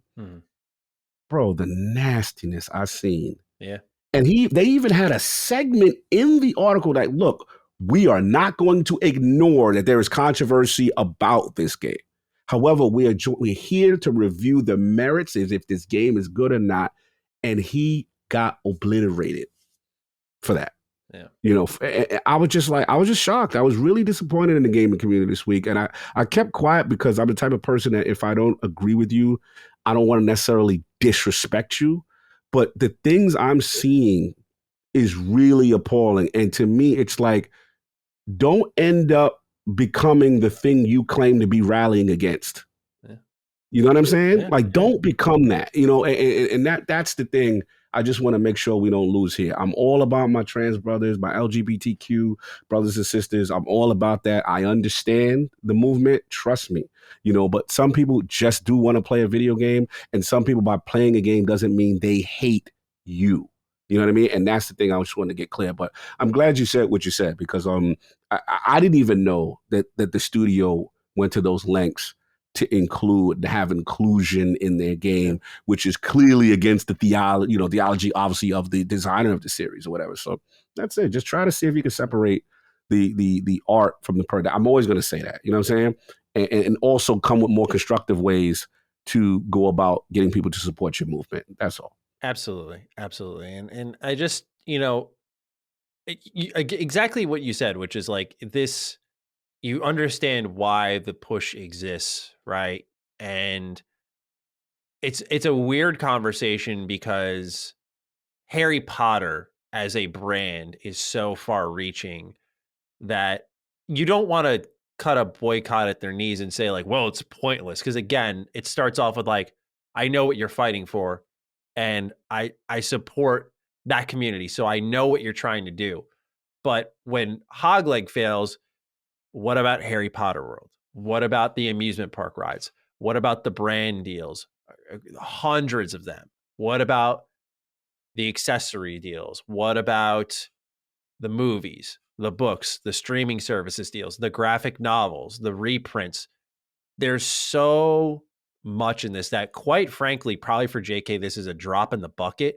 Not that it makes it okay. And again, not to disavow any of these pushes, but it's what I said way back before the launch of the game when I made a video dedicated to it, which is these boycotts need to be brought in line to some extent here in the games industry specifically, because this is the end result every time. You fight, you lose your focus, it becomes venomous, and then the game that you are trying to destroy thrives. And it's this kind of knee-jerk response now, like, look at our game. And even that side of the energy, I just don't like. Like, oh, it's so good to see it fucking succeed. Yeah. It's like, I want it to succeed, but like, I don't want it to succeed and get a spite. Like, I want it to succeed because it's a damn good game. And that's all there is to it. But Yeah, go on. One last point. I know we went on the point, No, but I just you're want to get the, and this is from, like I said, one of the developers, and they were saying, all right, the narrative that the developers don't benefit from the sales of the game, but the IP owner does, is driving me crazy. It shows a complete ignorance of how the industry actually works. Then, I believe Troy Levitt goes on to say, as a game developer who worked on the game, I just want to say, he actually went at Schreier, but this person is wrong. Many members of the dev team, he said Jason, so I don't know which Jason. Let me correct that. I don't know what Jason he's saying is wrong. But many members of the dev team have compensation packages tied to the game's reception and performance. Sales of the game do, in fact, support the devs. So you wanted to be clear on that. You know what I mean? And I guess the person who's going at was somebody named Jason Thinks or whatever. But yeah, and I think there's some education also there too, because I have seen that narrative as well, and I've even fallen victim of, well, yeah, maybe supporting it, the IP owner, but you forget what's tied to these developers. You know what I'm saying? That actually made the game and have taken a stance, theoretically against the owner in this case on the ideology. So yeah. So with that side of the conversation out of the way, the game. Yeah. Yes, get to the game. Yeah, the game is solid. Like, it's an interesting stance for me to come from because I am not a Harry Potter fan at all. Like, I never clicked the movies. I gave the books a very light try. I didn't get very far, but the world, the space, none of it really ever synced up with me. Growing up, I was just that guy. Like, everyone was talking about Harry Potter. I just couldn't get into it, no matter how hard I tried. And my thought process is, will this game be that gateway into finally understanding, like, my fiance loves Harry Potter. My best friend loves Harry Potter. What is it you all see that I don't? Can this answer that question? And so the opening hours to me, and it was interesting to read the response to my impressions on the game, because it wasn't like backlash or anything, but some people were like, what are you talking about? Like, I thought it was pretty quick to open. I thought it was slow. I think this game, like any game based off an IP, is very leaning into its source material. So while people are oogling and Googling over everything they're seeing in the game, I'm sitting there kind of like, okay, like, oh, Gringotts. And that's it. But the opening to me 4 hours are very elongated, stretched out, and lacking what I think are two of the most fun features in the game, which are combat and exploration. Again, this is coming from a non-Harry Potter fan. So to your Harry Potter fans, you're probably geeking out from frame one, and that makes sense. For me, though, again, it's this elongated intro. I finally get to Hogwarts, and I'm like, okay, cool. Like, when can I leave? And you kind of can, but like, there's no point in exploring the open world fully until you get your broomstick, which is, again, like 4 or 5-ish hours into the game. But once you finally get that cog, you get that taste of the open world, you get your spell set up, you get into that combat. Oh man, it's good. Yeah. I am surprised too, because I didn't know really what to expect going into this. Is it going to be like AAA coat with a Harry Potter coat of paint? What's it going to be? And it ends up kind of reminding me of weirdly Breath of the Wild in a way, where you're not finding a place that marks your map with a million waypoints. You're just exploring. You'll see something, kind of go check it out. And like, I find this thing called a Merlin trial. And I see a little hole in the ground, and I see a stone ball around the hill. I'm like, okay. So I got this spell called Accio. It's a spell you use to pull things towards you. So I like go towards the hill. I yank this son of a bitch towards me, and down the hill it goes, and into the slot it goes. And I was like, oh, that's cool. I was like playing with the game's physics. And there was a crypt I found. I fell into it. I'm looking around. I'm like, shit, there's no way out of here. And so I beat up a couple enemies in the crypt, and they were these skeletons, and these skeletons fall into pieces. And I'm looking around, dude. I'm stuck in here for like 10 minutes. I'm like, what did the game break? I'm like, no, there's no way. And I start looking around, and I realize that there is a staircase opening and end leading out of the crypt. But there's no staircase. Okay. I'm like, okay, something's got to be put here. Turns out I got to levitate the skulls and bones of the enemies I just beat and bring them to the staircase. And when I do, they come together and form the stair set out. And I was like, that was awesome. It was awesome. So the exploration and the activities are different, are unique. They're not your typical AAA game. Like, it's very puzzle driven almost. Like you'll find things in the world and you'll be like, what spell do I need to use to unlock this? Sometimes it's as simple as like pulling a heavy object onto a smaller object to like press down a button. But sometimes you'll be on a platform and like you'll pull yourself to the end of a room and then you'll push yourself away and find yourself in a secret area. Like the navigation and interaction in this game is shockingly really good. Like I was very pleasantly surprised by that. And then all these spells, they're very versatile because they're used for exploration, like utility, but they're also combat spells. So the combos in this game are kind of cool. Like you'll do a Levioso, right? You'll levitate someone in the air. 1, 2, 3. I'm shooting spells at them. And then when they're about to fall, I hit them with an Accio and I pick them up and pull them towards me. Maybe a little Incendio, right? Just let it rip, set them on fire because they're close range now. They unleash another set of spells. I'm like, wait, that was a combo. And when you mix that with like dodging, parrying, enemies having specific spell shields that, if it's yellow, use Levioso and you'll break the shield on them. Got it. It's Destiny-ish. Yeah, it is. But it's that part. It's just that part. It's good though. I mean, I haven't played Destiny, right? So for me, I was like, oh, this is different. And like, I really like that part of the combat. What to me, like almost kind of is like the Achilles heel to it. They put a gear system in. And it's not the existence of the gear system that I mind, but it's they have such a mechanically deep combat system that works really well. And it's really fun. And like just the mechanics alone could carry this whole game. But then they add this gear system and it becomes, well, what gear are you wearing in the combat? It becomes how much damage are you doing, not based off targeting weaknesses, which the combat is built around, and using spells wisely and comboing up. It's like, what pair of gloves do you have on? And I just don't know if it's the place for this, like the time and place for it in this game. I don't even have that philosophy of, hey, all games shouldn't have RPG systems if it doesn't make sense. Like I like that they try it out. I don't think every game should have it, but like I'm not saying it's wrong that it's here. It's just to me kind of like removing some of the fun of the combat because I like that it challenges me. Like it's genuinely a tougher game off the go, at least. But I don't like that sometimes it just gets tough because I don't have the right gear, because the combat on its own is just more difficult compared to your standard open world game. Now, when you say the right gear, like gear that allows you to do something specific to the enemy, if you don't have it, then you can't it's like harm the enemy? 5 defense, 10 offense, putting on a hat, a robe, gloves, and all that stuff. RPG-ish. Yeah, RPG-ish. That's my problem. It's just, it comes down to numbers eventually, and it's not about those mechanics. Like how tough you are and you're building up these statistics. Yeah, because to me, sorry, I did a horrible job explaining it, but just to me, it's like you have such great mechanics that make it already tough, and you can scale that up based off like enemy weaknesses and what you need to exploit or not exploit. Why do we need to have this gear system here that just turns it into a stats game when it's not really a stats game? It just doesn't need to be one.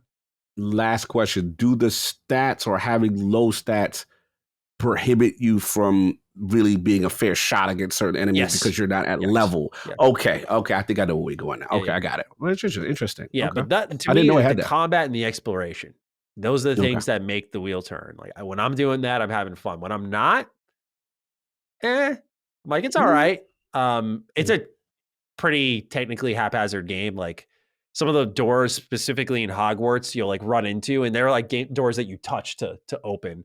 So you like run into them. You'll be like, why the hell did I stop? Isn't this supposed to open? And you'll see this little like loading wheel on the door itself. I got you. You're like, okay, now I can go through. It's really mainly in Hogwarts, but it happens a lot in specific areas too. And I think I get why, because when you're walking around Hogwarts, man, this game is beautiful. They did a really good job on the visuals. I think you'd really like that about it. But like every room, every hallway looks different. And that is a major undertaking. Like the amount of assets just within Hogwarts as like the building itself is tremendous and truly impressive. So I get why there are load screens more there than the open world part of the game. But dude, they did a great job bringing that to life. Like you'll turn the corner, you'll see like stained glass and then a moving picture that's different from the other one over there. I mean, it is really, really cool. Like they did a good job recreating Hogwarts here. So has it like lit my Harry Potter fire? No, because like I don't think I'm a fan of this franchise. I think that's just Right. it. This is what But it is. I'm Yeah. enjoying the game a lot as a non-Harry Potter It's fan. huge. And It's that huge. does say something. Like that says to me the best thing you can hear about it. Oh, it's a good game. That's what we wanted. No, that's good. So that's what I've been playing this week. All right, we got a couple of warm-up questions, and then we will get into... I'm sorry, we have one warm-up question, and then we will get into the news. Nicholas Brillhart writes in, greetings, Mr. Flipendo, Maddie, and Lord Forza Horizon meets criteria. Cog.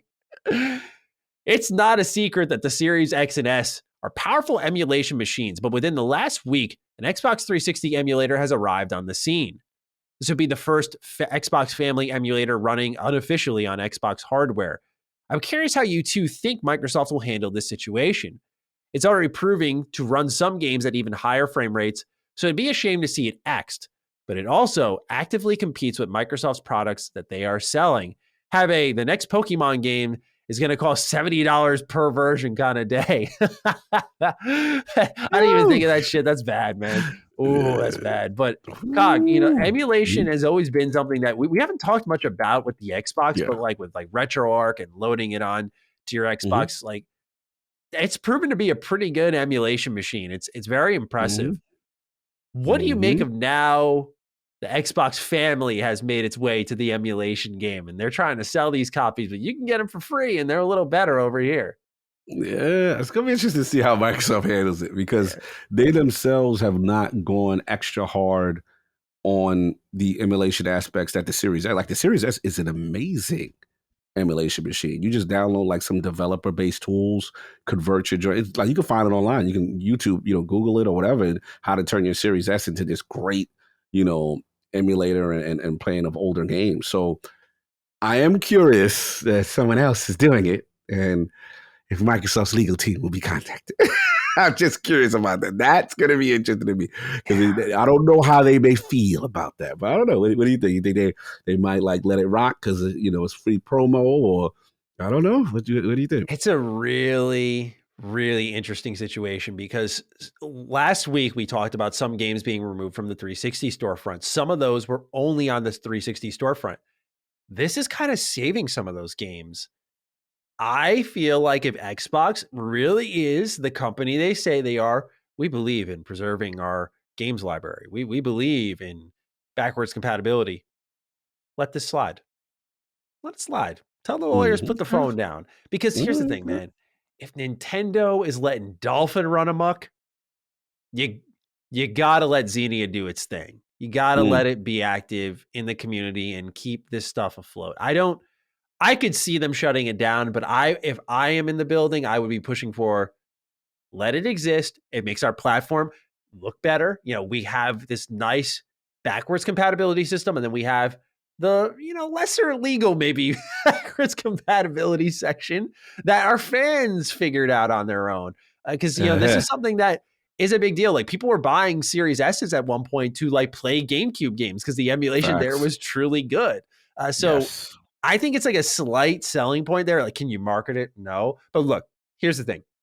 Steam literally posted a trailer with Nintendo Switch emulation hardware or software on their device. If I'm Xbox, I look at that and I'm like, stay hands off. Because we're talking the modern of modern right there. Oh, yeah. Nintendo Switch mod. Are you kidding me? From Steam marketing? They knew it was there, man. They were sending a message. So if I'm Xbox, if you can lean into it, hell yeah. That would be awesome to see. Make this a thing. But if not, I hope they leave it be. Yeah, it might not be worth legally it may not be worth the hassle. So they may look at that and then just say, hey, we've seen other examples of worth it. Yeah. Is it worth it to really come after them? Probably not. I mean, Xenia has been around for a while. So I hope this isn't the end of them. I think they'll be all right. That's where my gut's leaning right now. So we shall see. All right, Cog. Official news time. Number 1, the sky is falling as the UK regulatory body known as the CMA, aka Competition and Market Authority, has thrown quite a monkey wrench into Xbox's plans for Activision Blizzard. In a report submitted Wednesday morning, the CMA claims that the merger may hurt consumers through weakening the, quote, important rivalry, end quote, between Xbox and PlayStation, leading to what they believe would be higher prices, fewer choices, and less innovation for UK gamers.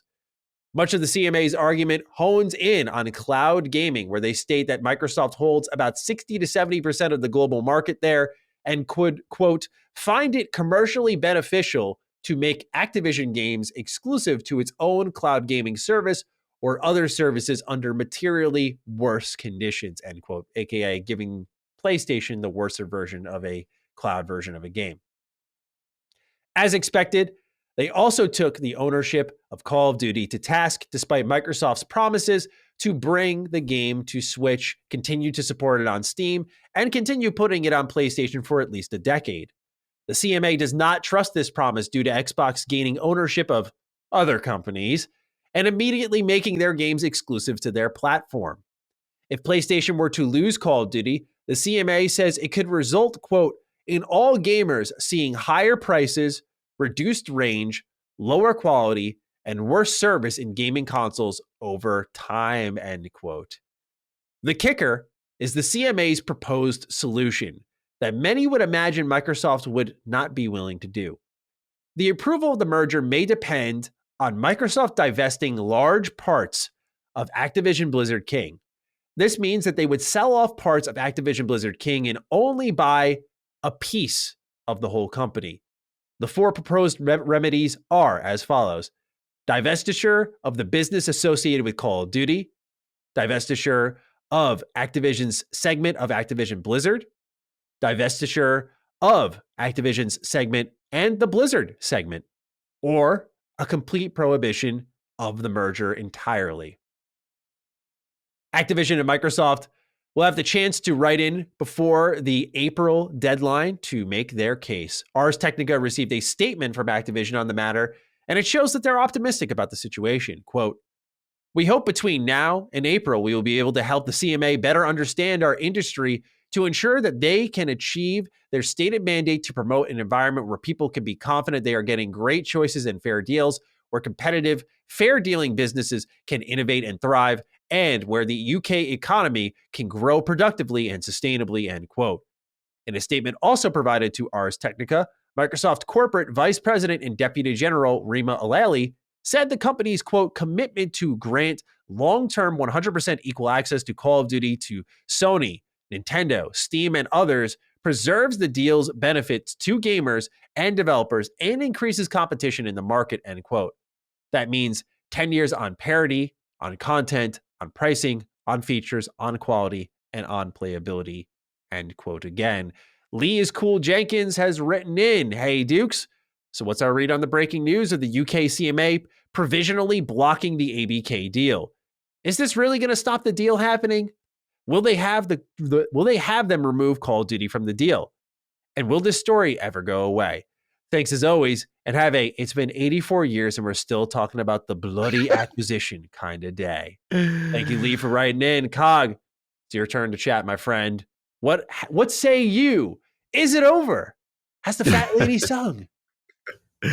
Look, the headlines are out, right? Again, shout out to the great Hogue Law. I wish you were here, sir, because you would be able to give all the proper nuance that we need in these times of Activision and antitrust and CMA and UK. Look, again, I don't claim to be an expert, or I can look at the information. It looks like divestiture is involved. It looks like I will say this, in reading the information, what I was able to pull was just that as bad as it sounded, it seems still like they're willing to hear out concessions, right? And the question becomes, what is Microsoft willing to do? I thought the Call of Duty removal from the equation was quite interesting. Yes. You know what I'm saying?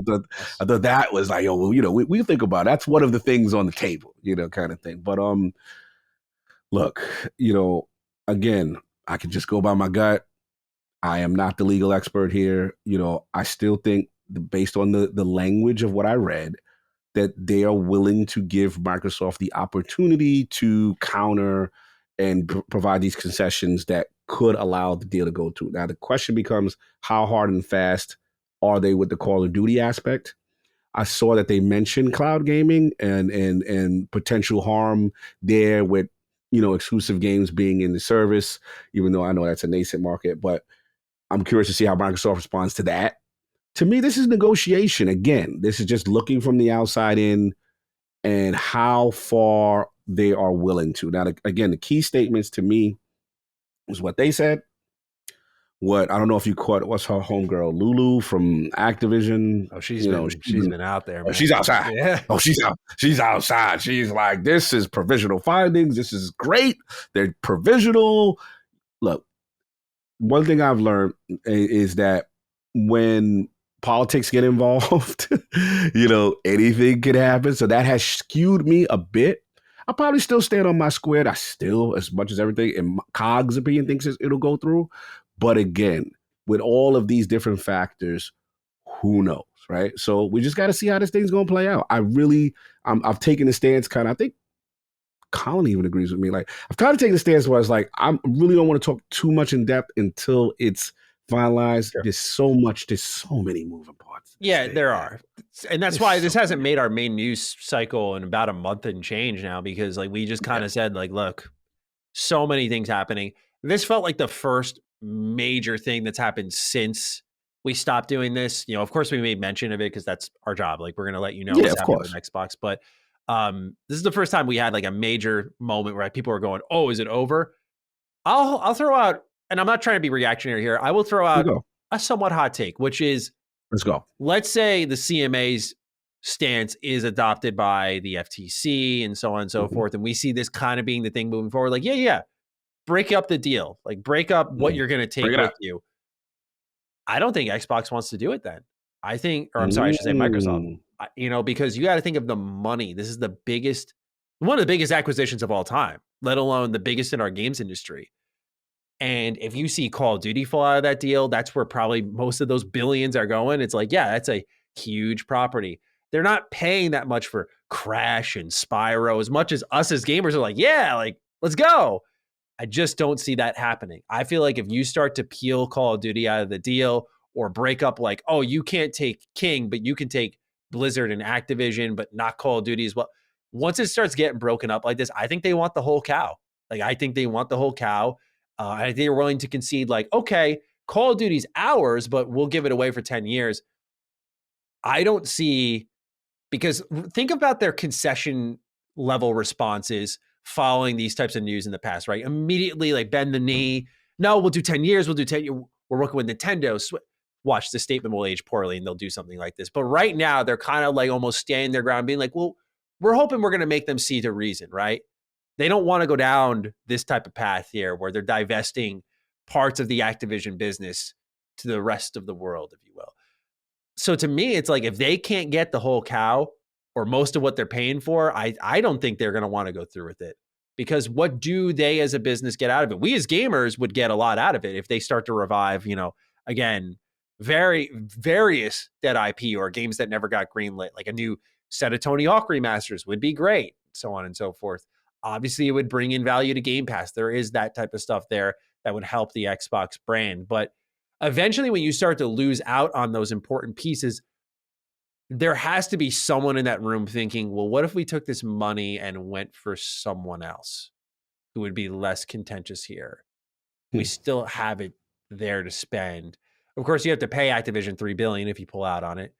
But I'm just going to offer that. And again, it is hot take level stuff. I think that's all you can offer to this conversation at this point in time. But again, I'm like Cog. I'm not an expert here, but I think we need to take a realistic look at the possibility of, if this FTC and everyone starts saying like, yeah, break it up, do we really think Xbox wants to do that? Do you think they do? Like, am I off? Yeah. No, that would be a true test of what the deal is truly about, right? Yeah, let's say that was sure.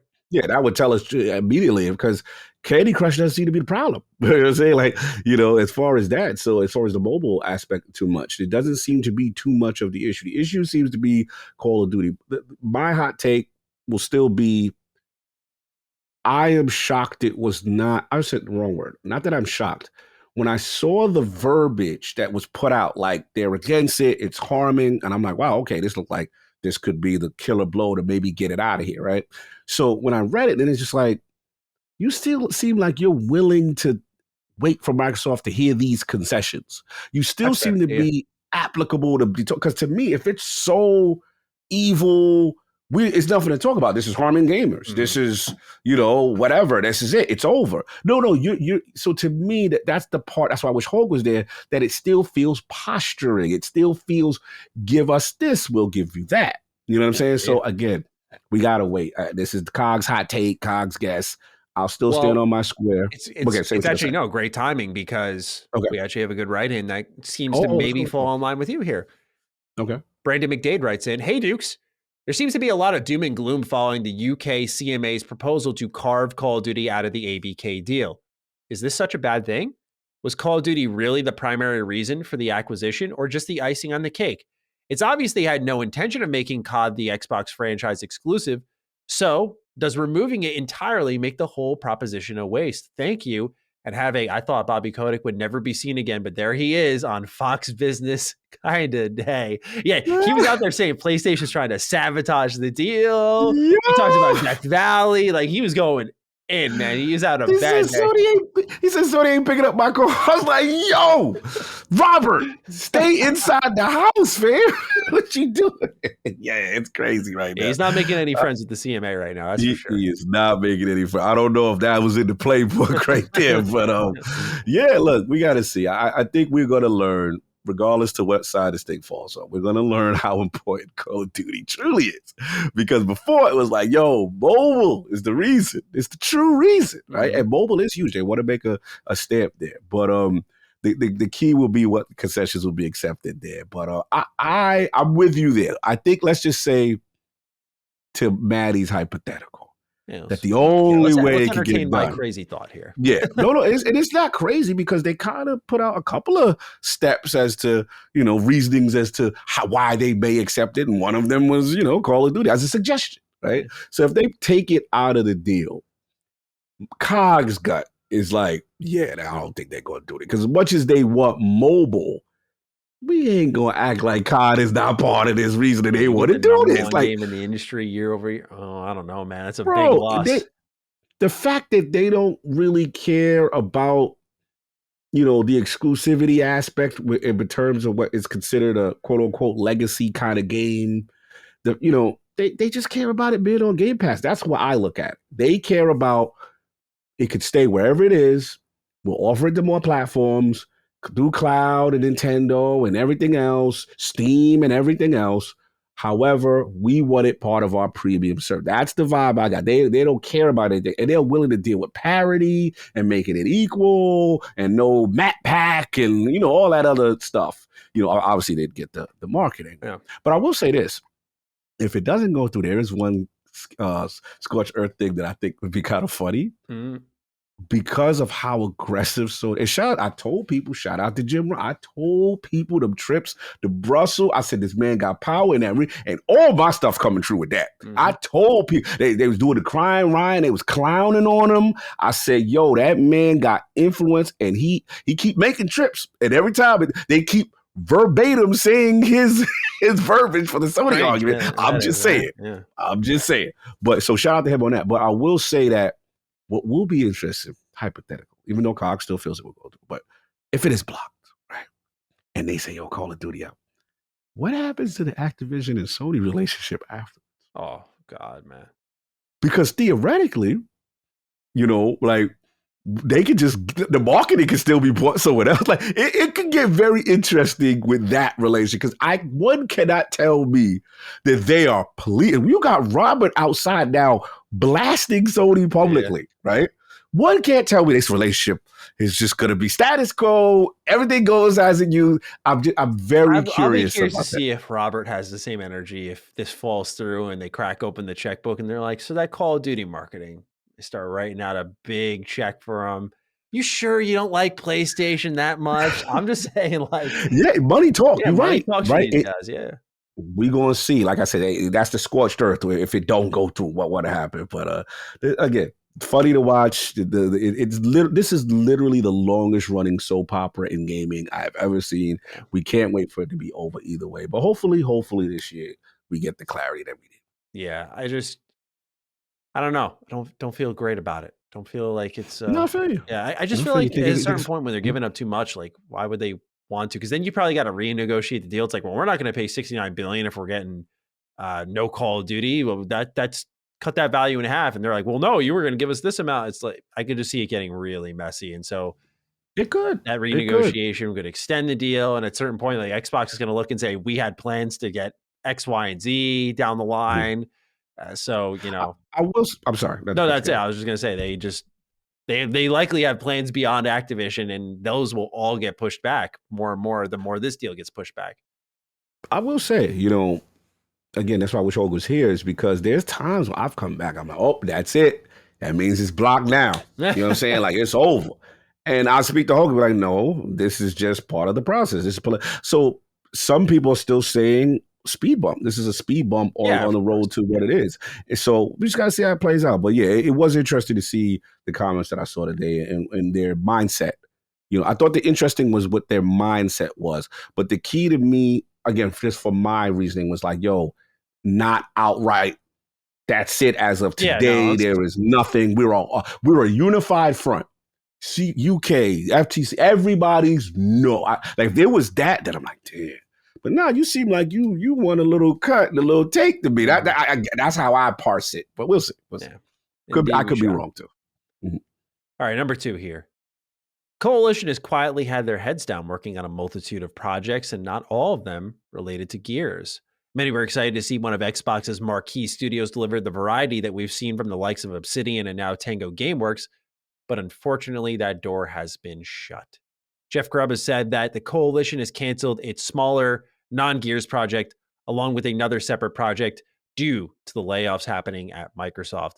That of Xbox Jez Corden has corroborated said rumor. Furthermore, the studio has now fully moved on to Gears 6 in the last year or so. This one stings a little bit, man, because not of course, because it's like, oh, we're missing out on something I never knew existed. It's more so the idea that we talk about teams that carried, right? Teams that really kept the brand afloat. Coalition was one of them. And not that Obsidian shouldn't make one and Coalition should, but one of these teams was putting out games during the dark days. And it's a shame to see just through the business realities that the Coalition was not going to be able to deliver anything outside of Gears. Because while I think Gears is in a great spot, for the most part, some would say it's not. And that Coalition hasn't been fantastic with the franchise. And I would have loved to just see them do something a little bit different beyond Gears. So to know that, because those have been in the rumor mill for years now, we've been talking about what they're doing over there. I mean, this is the team that's supporting all of your studios. They helped out with Halo Infinite in a major way, kind of put their work to the side for that. I just feel like they deserved it from an optical standpoint, like just from what I've seen, what I've heard, what I've read. I'm just like, oh yeah, they seem like the team that's kind of earned the right to make their own passion project. But Cog, you've gone scorched earth on these games. You don't want this AA energy. So now here comes big AAA Gears 6 taking over in the last year or so. How do you feel, good sir, about this news? It's not entirely true, Ricardo, what AA. I kid. I'm slandering him, everyone. He has not said that. Now you gotta be careful because LSL community hear this, they be like, God doesn't work. Nah. But look, I'm with you in the sense that, like you said, Coalition has had this thing on their back, right? The reason why selfishly I was bothered by it is because I'm like, damn, if anybody could do hashtag just one, it's the Coalition. And selfishly, because I feel they push the boundaries for that console.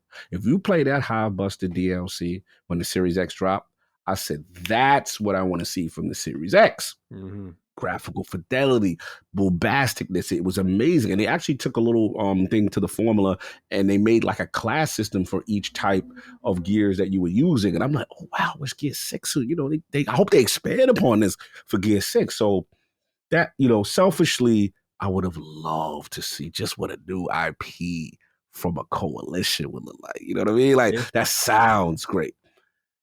Realistically, now that I take my emotion out of it, I'm actually not as doom as gloom as I initially was now. Okay, the reason being is, the reason why I'm like, one, in fairness, this wasn't like, yo, we are now scalebound, y'all, And now we're canceling scale back. Mm.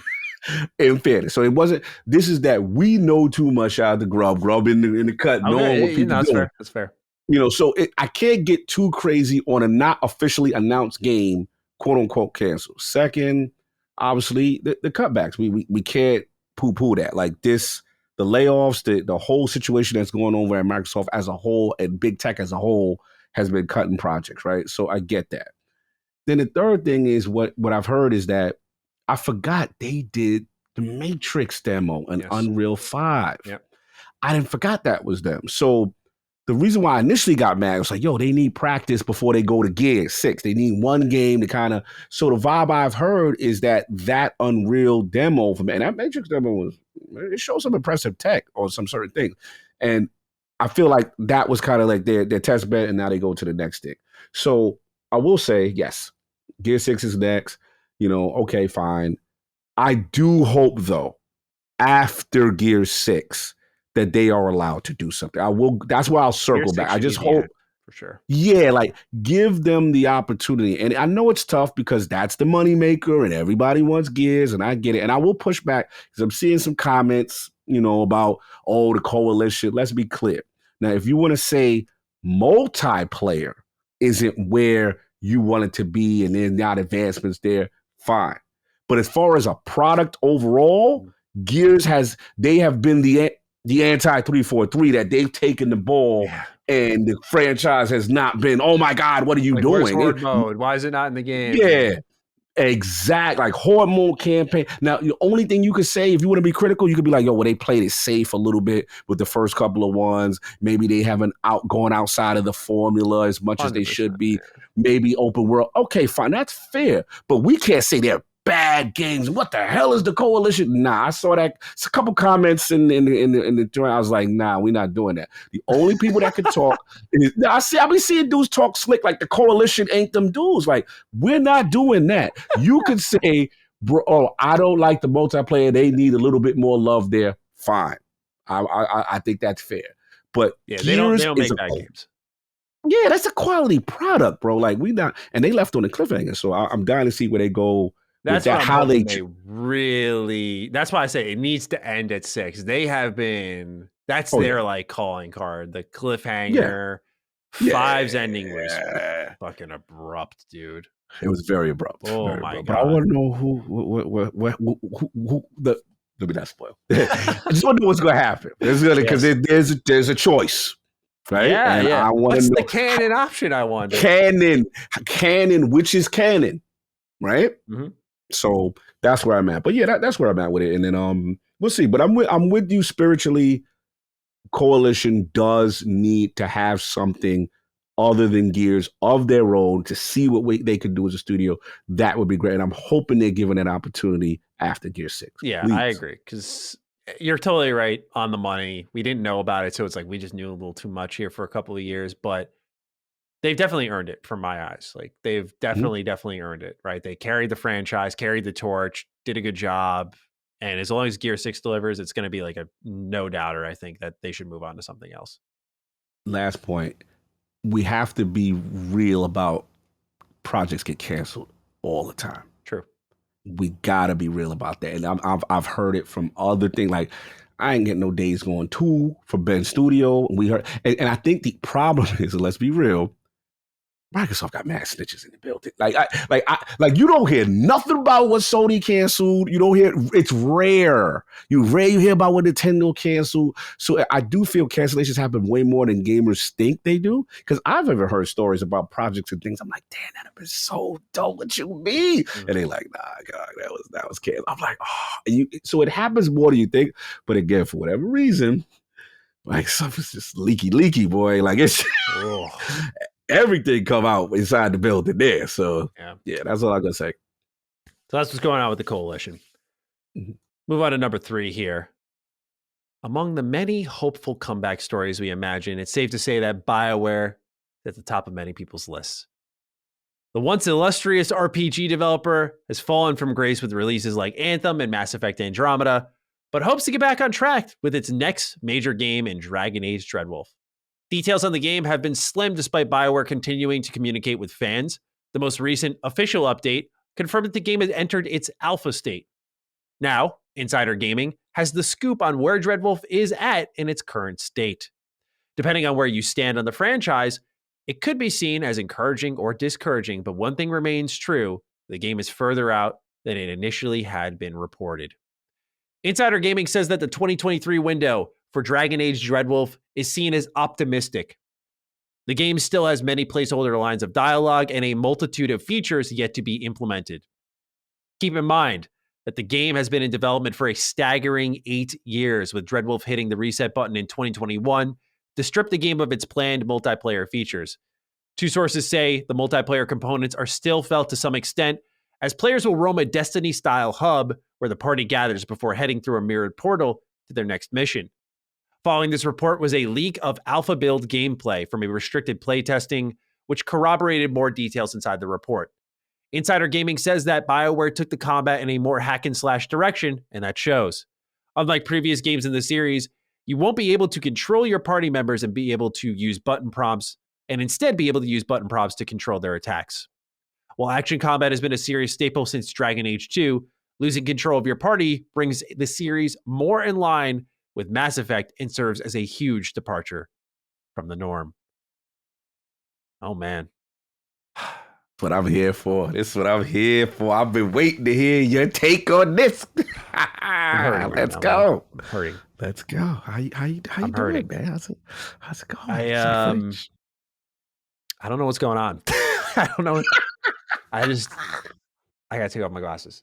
I don't know what's going on, man. We get the glasses taken. Oh no! It's like, it doesn't look bad, but it's almost like I'm watching them make the same mistake as they did in Andromeda, and I'm like, you fucking idiots! No, because I'm watching as they try to bring Dragon Age more in line with Mass Effect, and I'm like, what don't you all understand? When both these series were in their prime, they were in their prime because they were different. They were not the same. And I see that gameplay, the action focus, the button prompts to control your party members' attacks, but not actually taking over control of them, stripping the tactics nature out of the game. I'm like, yeah, that works for a third-person shooter with abilities and whatnot. Worked fine, but not for Dragon Age, which started off as a tactics game, moved to a, by the way, we tried this one before, hack and slash in Dragon Age 2. And then Inquisition beautifully put together a nice hybrid. You like action? We've got some action. You like tactics? That's a part of the game too, but it's not all the game. And I looked at that and I said, you know what? Inquisition's got its problems, but if you're going to build off of something, you build off of that, right? The ability to stop the game if it's getting a little tough and like reorient the party and the move set and stop it again.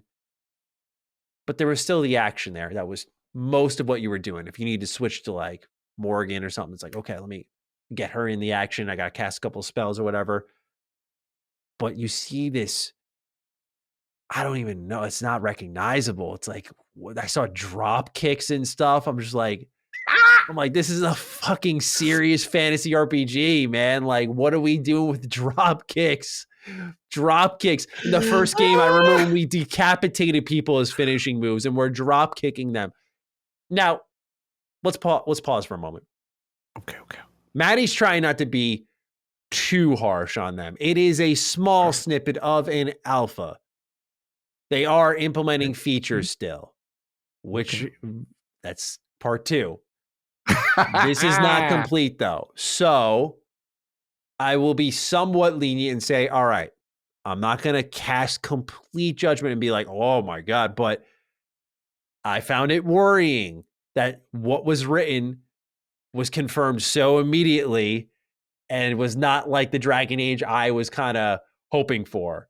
And it's weird because if you notice, as I was breaking down the series, every Dragon Age entry plays differently. I'm like, this is why the series isn't as popular as Mass Effect. You fucking never picked a gameplay formula and just built upon it. It's okay to add elements to the thing that exists, but like reinventing the wheel 4 goddamn times. Good point. Like, why? What are we doing? So that's 1. Part 2, like I said, is the missing features. So they're removing the multiplayer mechanics, good. people were kind of worried about the Destiny style hub. I'm actually not, because there was always a hub in Dragon Age that gathers your party. Yes. You always had that. Always. That's your Normandy, right? You had the castle, you had the camp, you had Kirkwall's house, like, or the house in Kirkwall, I should say. Like, you always had a gathering zone before you headed out to the mission. Always, where you talked with your party, so on and so forth. Yep. Fits well. Works fine. I don't know why they call it Destiny style. Maybe they see something I have yet to. But to me, that doesn't sound bad.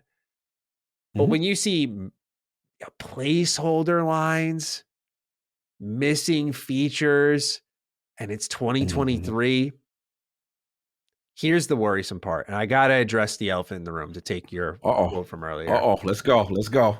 I'm very worried if this game does not deliver, this will be it for BioWare. And I know, I get it. Everyone's probably listening right now going, you're late to the party. But 8 years, twice now. Anthem was 7-ish. This was 8 with a reset button. I know EA is a really easy scapegoat, but at a certain point, how could they not look and be like, 16 years, 2 games? And I know some of these games take a while when you start prototyping them, but like, look at what we talked about with Moon Studios, right? You're working on your sequel to Ori. You start prototyping this thing in 2015. You let it go to the side, and the sequel comes out in a reasonable amount of time. And then you put all of your resources into the game afterwards, right? Like, that's management. BioWare just isn't managed well. And if you really yank the Legendary Edition out of the mix, which took them about a year to make, they said, what you have here are like gigantic gaps in releases and the time it takes, the investments it takes. I'm like, if Dreadwolf is nothing short of a hit, I think that's it. And when I look at this and I'm seeing we have placeholder lines still, if this game's been in development for so long, you should have had this story penned out and these lines implemented at the very least. You know, if they're placeholder audio, like speech to text or voice text to speech, that's normal. Like, you know, just to get pacing and all that shit, right? Sure. But like text, man, it's concerning. It's concerning. And missing features, because here's the thing is, when you implement these features, they now need to be tested. And when you want to test your quests, which an RPG is heavily dependent on, you need your lines of dialogue. So we're missing 2 key things that get this game into a testable state. Like, you know, if they take end of 2024, then I'll have more faith. But if this is going to be like mid 2024, something like that, early 2024, and they're just kind of getting, I should say, I think they're just getting it out the door at that point. They're like, all right, hit the reset button again. And I just don't know, you know, when EA is getting good single player content out beyond BioWare, I think they used to keep them around because they're like, that's our single player team. Are they? Are they now? When you got Respawn? Yeah. Are they? Is that, is the culture over? And look, you're talking to the diehard. I know. The diehards singing the death throes right now. Like, I just, I can't help but look at this and be discouraged. I think it's really bad news for the game. Not because I'm not getting it soon, but because based off how long it's been, the state it's currently in. Like, gameplay features, if this was a live service game, changing it to my knowledge from, or I should really just emphasize, I'm assuming here, but changing it from a live service game to a single player game should not dramatically alter the gameplay experience where you still have missing features. And I'm curious what those features are, because we don't know what they are. But Cog, my monologue is over. I'm going to put my glasses back on because I'm okay now.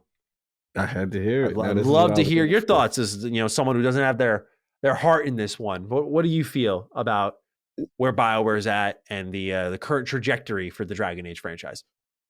No, I do have my heart in this one. I mean, I think that it's gonna be this part of me that's like, what's going on, right? You know, it's taking so long. Then there's another part of me, I'm gonna say, there's some parallels I'm kind of seeing with Infinite in the sense of that. Oh God. Yeah, I'm seeing some Halo Infinite patterns here. And what I'm noticing is, from what we hear, it was, many different, it was a different style of game, at one point. Halo Infinite was like multiple different styles of games depending on what the trends were at the time. So when I look at 8 years, what it signifies to me is maybe 3 to 4 of those, it was another game. Because 8 years is just way too long. Like if it was a singular focus and a singular North Star, you can't tell me you need 8 years to do that. I'm just sorry. Yeah. You just, no disrespect, the worst studio ever. If you need 8 years, you already know what the vision is from start to end, and you need 8, fam, something's going on. Yeah. So what I have to, infer is that Dragon Age was, like you said, maybe it was this live service game. Maybe it becomes this. Maybe whatever they were trying to do, and then scrap. Now you're back to the drawing board. So that would make sense to me. Why now we hear, oh, you don't have, you have the placeholders here for the narrative here. And because you're still now, let's say out of the 8, you started, the first 3 years, maybe now it's really like year 3 and 4 of development now, and you're now trying to get to those polishing stage, the finishing stage. Well, not the polishing because you're not finished, but you try to still fill out those final like year and a half. So let's say 2024 is year 5 or year 4, so to speak. That's how I got to look at it. That's fair. This game is super important. They don't have much chances left. We just have to be real, right? We know the story. We had the great legend on here, Mark Dara. You know what I mean? We know the story of Andromeda. We know the story of Anthem. Anthem specifically was brutal for them. They had huge plans for that. And Mass Effect Andromeda was not well received, right? So they had a little resurgence with the Legendary Connection, Okay, cool. And this is what old classic BioWare. Why we love them. You can't really mess that one up. It was already assets are there. And you can't really this is huge for them. I gotta be honest. I saw the footage. It wasn't the greatest. It was, look, I know what they're trying to do, probably cater towards this action adventure RPG. I heard the words in the framework of God of War, in the style of God of War. So maybe like, okay, that's the quote unquote trend they're trying to chase. We got to see, because Dragon Age is RPG based. It is party based. And you make some valid points about a franchise not having any real identity. Each franchise, it keeps changing. That is concerning. Exploration style, everything. Like, I think Origins to 2 was such. I remember going through that, man, and I was playing Skyrim, so 2 I got too late. But I remember going from Origins and just picking up 2 on like a blind, like it's more of Origins, and being like, why the fuck did we go this route, man? Like what? And Dara explained to us, he's like, it was supposed to be a spin-off. Exodus, putting 2 next to the title was a mistake. And that actually probably would have helped the game. But when it was labeled a sequel, it was such a weird feeling, being like, this is not a continuation of Origins, like in spirit, right? I think it's an underrated game, don't get me wrong, but like in that moment, no identity. I was like, what is this? And then you see Inquisition, I'm like, oh, open world-ish, kind of Origins, kind of DA2. I'm like, okay, this kind of feels like the hybrid, but then you play it, you're like, this is like an MMO. Like, what is going on? Like, what do you guys want to be? And exactly, they just, no identity. None, other than fantasy RPG with excellent characters. Right. And me as the latecomer who's a fan of Inquisition, now you're not Inquisition. I know. You forgot. I'm the guy. The Inquisition. I'm Team Inquisition, right? So I know. I'm the fraud of the series. I know. But what I mean, you have to agree so vehemently. Relax. But they did win Game of the Year. Come on! That's the most fraudulent Game of the Year I have ever. My series, when it came to my hands, they won. I gotta mess with you on that. It was funny. But look, at the end of the day, my concern though, as a person who loved Inquisition, is now you may not be Inquisition based on what I saw. I saw action adventure. I saw no party. But I like switching to Varric. I like switching to what's his name, Big Bull, whatever dude's name was. Yeah, and the other characters, on the fly and still be able to have that synergy. So are you an RPG now? What are you? So look, trying to be fair, it is alpha footage. But yeah, there's concerns here. We got to see how this thing's going to turn out, man. There's a lot of pressure on this game. Yeah. There's a lot. And last thing I'll say is I'm willing to say, hey, that was alpha. You got time. Sure. And we got to see what this thing going to be, man. We got to see. I don't know.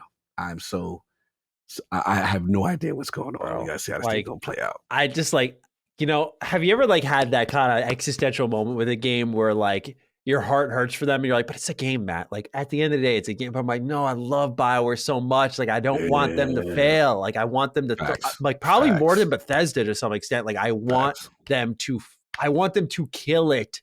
I want them to succeed so bad. And when I saw that, I'm like, okay, it's alpha, but I'm working on a game. So I'm like, okay, you'll see shit early that's not indicative of the final product, of course. But I'm just like, alpha? This doesn't even look like. Yeah. I don't know. I was like, man, come on, please, BioWare, please. So I'm hoping, I'm with you. No matter what, I'm going in, I'm playing that shit from start to finish and going to every corner of that game because I got to see what they're cooking. And I'm just hoping that it's worth it, man. Because if they start to win, that again is the mark of the true EA turnaround. BioWare is back, man. I almost don't think it matters if Dead Space Remake does it or so on. So I'm sorry, EA Motive does it with Dead Space Remake or even Respawn to some extent. These teams are viewed as individual towns, but when you look at it, BioWare with EA, I mean, if they deliver, then it's that's the turnaround. So EA needs this as much, I feel, optically as BioWare needs it internally. So I just hope it gets the time it needs, and when they get it out, it's worth the wait. But as a huge fan, I don't know. But some people, I gotta be fair, some people have looked at the combat and been oh, nice. Because some people kind of had that mentality of shit or get off the pot, make it tactical, make it action based, or you got to pick a direction and go. So some people were happy to see oh, good. You can't really use the tactics much in Inquisition anyways. There's no point in that. And I would disagree, but some people do believe that. And I understand where they're coming from because pausing and picking up the action. It's so action based that almost it overrules the tactics immediately. It's not like Origins where there's an auto attack happening. Yeah. So I get where people are coming from, that it's picking a direction, it's going in it. I just hope they build. That's all. I hope they build. Very important title. All right. Last bit of news here coming soon to Xbox Game Pass and also what's leaving the service. February 9th, we got Madden NFL 23, console and PC. Cog, you hopping in, huh? Nice little buggy Madden.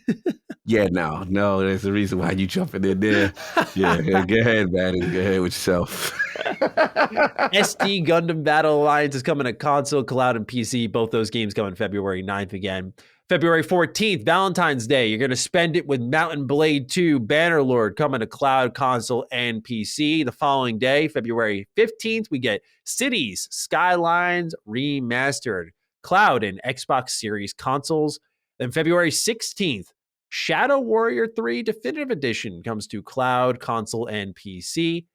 And last but not least, February 21st, day one Game Pass drop on cloud, console, and PC. Atomic Heart. Woo! Now leaving Xbox Game Pass February 15th. And there is a one in here I'm a little upset about. First, we have Besiege, which is currently in game preview, leaving Game Pass again February 15th, cloud, console, PC. Crossfire X already went through it, leaving Xbox Game Pass February 15th. It's saying goodbye before the service shuts down in May. Cloud and console. This is the heartbreaker. Infernax. Cloud, console, and PC. This is one of my Game Pass picks of the week, man. Shit, baby. I remember this. Metroidvania style game. Very old school in its looks, but cool game. Please check it out before it gets off the service. Recompile, cloud, console, and PC. Skull, the Hero Slayer, cloud, console, and PC. And The Last Kids on Earth, cloud, console, and PC. So that's what's leaving Game Pass February 15th. And what's being added, Cog? I'm sure we both have the same answer, but what are you looking forward to with Game Pass? It's Atomic style. Come on, sir. You know what it is. Big pickup. Curious to see how that lands. Yes, sir. Yeah. So that's what's going on with Game Pass. Otherwise, Mountain Blade 2 Bannerlord is one I actually really wanted to check out. A lot of people recommended it to me because it almost looks like this tactics version of like Battlefront in a way. And so I'm keen to check it out finally. I've had it in my Steam library for ages, like the original one even, just always gets recommended to me, and I never got around to it. So I think I covered that game. but now, sticking with Game Pass, let's go for that pick of the week. I'm up, and I'm continuing. I spread the wealth, right? A couple weeks ago, we talked about Persona 4 Golden. Way before that, in October, sat you all down and I educated you on the greatness of Persona 5 Royal. Today, we're here to talk about Persona 3 Portable and why it's time. I'm going to keep hitting you over the head with this. I wanted to do this one also because I get questions about, Maddie, should I start here at 3? Should I go to 5 immediately? I'm a big believer in, what's speaking to you. When you look at the game, what pops off the page to you and you say like, oh, I want to play that. Because the good news is all these stories are individualized. They're not continuations of one another. So you don't have to play 4 to understand 3. You could play 5 and go to 3 and then into 4 or whatever order you want. The reason I'm going to recommend Persona 3 Portable is because of the remake rumors that are swirling around. We're hearing a lot about it, and I think you owe it to yourself to see the state of this game, because right now there isn't that definitive Persona 3. You have 3 versions. You have 3, you have FES, and you have Portable. Now, FES adds in the epilogue and some new content, but you can't control your party member in either 3 or FES in a turn-based game. Meanwhile, Persona 3 Portable is more visual novel style. You lose some cutscenes, but you gain party member control. You gain a female protagonist, which is the second time the series ever did it. You get some of those bonus personas from FES, but none of them are the complete definitive edition. So I feel like you owe it to yourself to just check it out and see what this game is, because to me, it's a great inflection point in Atlus's history on what they would become. Like, this was the first time they turned it into a school sim / dungeon crawler game. And obviously they've evolved way beyond that, but this was like the start of it. And so there are some growing pains with it, like Tartarus, like some of the social links not being as great, but I still love Persona 3 because out of the 3 stories, I think this one's like the saddest. And I don't know if y'all like a little heartbreaker, but for me, I do. And Persona 3 Portable is a sad game. Its theme is about life and death. And the way it plays with it, visually, of course, because we all know Persona, visuals are key here and they do it. But also its storytelling, its music, absolutely incredible. It's phenomenal. And my goal here is just to spread that awareness. So you look at one of these 3 games, 3, 4, 5, that are on Game Pass, and you just give it a look. They did a good job updating some of the visuals for 3 Portable. It does look a little more sharpened up in some regards. Some of the backdrop imagery, though, for 3 Portable doesn't look that good. They didn't go all in on that. So that looks like it's straight out of the PSP. But they up-resed like a lot of the other character portraits and stuff that you'd see in combat. So it does look better. Some of the audio still sounds pretty compressed from the PSP version. So there's that too. But it's a really strong game. And it's the most digestible one, which is why I'm also recommending it. 4 can go up to 80 hours. 5, I've said, is the longest 130. It's the best 130-hour game you can play, but it is a hard, like 130-ish hour game. It's a journey, right? And that's like every Persona game, but this is the smallest journey. You can beat Persona 3 Portable in like 35, 40 hours. Still a commitment, don't get me wrong. But you can finish it, right? This is one that you don't, like, you can play this alongside something else. If you commit to Persona 5 Royal, I just recommend make that your game. Make that your game for a while and get it done. You won't regret it. It's a journey, but it's worth it. Where 3 Portable, you can kind of get a feel for this series, the social links, the gameplay mechanics, where they all started, start to appreciate them. And Persona's like a bug, man. You get the bug for 1. Doesn't matter where it starts, you're going to all of them. If you start at 5, you're probably going to be interested in 4 and 3. You start at 4, you're going to be interested in 3 and 5. Like, it doesn't matter where you begin, you're going to be interested in all of them at some point, I think, if you end up enjoying it. So I recommend giving it a look. I don't think it's as bad as some people make it out to be. It's just a little bit of a messy trilogy. It's messy because there's no definitive version. Like I said, FES has the epilogue. That's not in Gotcha. portable, so you don't get the epilogue at all in this game. Kind of unfortunate. Okay. But you get a conclusive ending. It's just like you don't get some of the stuff they're setting up. And it's like, man. So I would say give it a shot. But that's my Game Pass pick of the week. Persona 3 Portable. It's been out for a couple weeks now. Go download it, try it out. Consistent. Absolutely. Gotta check it out. All right, Cog. We got one last question to conclude the show. And I really like this one. It's a fun one. Big Roo writes in, what's up, Dukes Mayo? Tango has finally resurfaced with a breakout hit. And I think this may be the perfect timing for my pie in the sky dream, which I believe Maddie might co-sign. It's time to bring back The Evil Within. Seriously, it's such an underrated horror franchise with just enough campiness to offset the scare factor. I always felt this was Mikami's second shot to claim the horror crown, but the timing was off. The modern horror renaissance came later with RE7, and now the genre is in full swing. What better time to announce a new entry, eh? I'd personally love a remaster of the original, but I'd be happy to support a remake, reboot, or complete new entry from Tango. What say you, Dukes? Have a see you in about 2 weeks in the swampiest city in America kind of day. See you there, Big Rude. Thank you for writing in. Pulling up. Cog, is it time for Xbox to bring back one of the most underrated survival horror franchises? Look, if I'm Xbox, whatever Mikami wants to do, we signing off. They have elevated that studio even more so, with Hi-Fi Rush. And the fact that they signed off on a game like that, they believed in it. And we know what his sensibilities are with horror, with Evil Within, very, very critically acclaimed game. A lot of people just didn't get it got critically reviewed game, but they didn't probably get the acclaim they got from the financial, right? Nope. And I think being with Xbox is probably the best thing that can happen to them because we're seeing what has happened with Hi-Fi Rush and the virality of that game in a service like Game Pass and getting them the exposure they need for their games. That's what they need badly. So yeah, this could work. And if he's sitting on a new concept, new trailer, I'm with it. You know what I'm saying? Listen, I've always felt that studio acquisition was the most intriguing because I was like, by proxy, by acquiring ZeniMax, you have a Japanese studio. Yes. That is one of their biggest needs. So let him cook.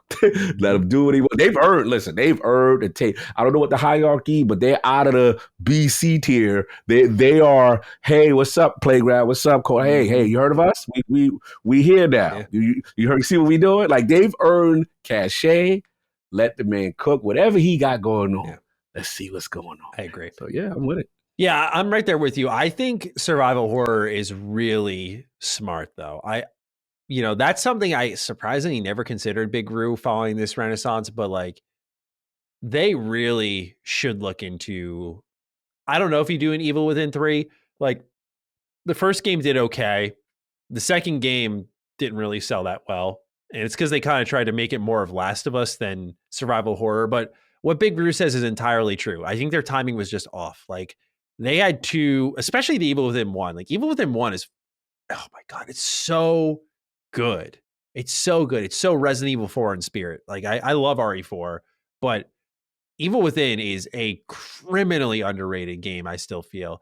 And I do think, by the way, with Game Pass and FPS boost, like y'all, if you're into a survival horror kick right now and you want a little fixin', give it a shot. Like Evil Within is fantastic.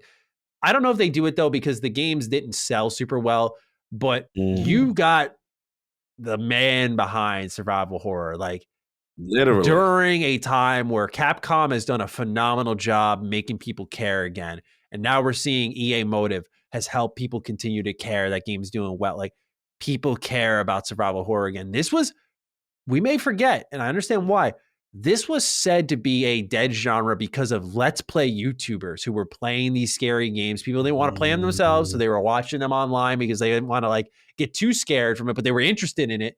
And so they'd save themselves the scares and save themselves the money. Like people were pointing the finger at content as ruining the horror genre. And Capcom like doubled, tripled, quadrupled down on RE7 and just revitalized the whole genre. And that game kept selling and selling and selling. And here we are now with 8, with a remake of 2, 3, now 4 in the next month. And now we have Dead Space remake. Like if you are Xbox and Bethesda, you got to be looking at your own library and saying either we remake this, we bring it back, we do a third entry, we make a new IP, but you have survival horror talent in that building. It is time to make good use of it. Make like a true survival horror game like Ghostwire Tokyo. Admittedly, I haven't played it. I bought it at launch, never got around to it, unfortunately.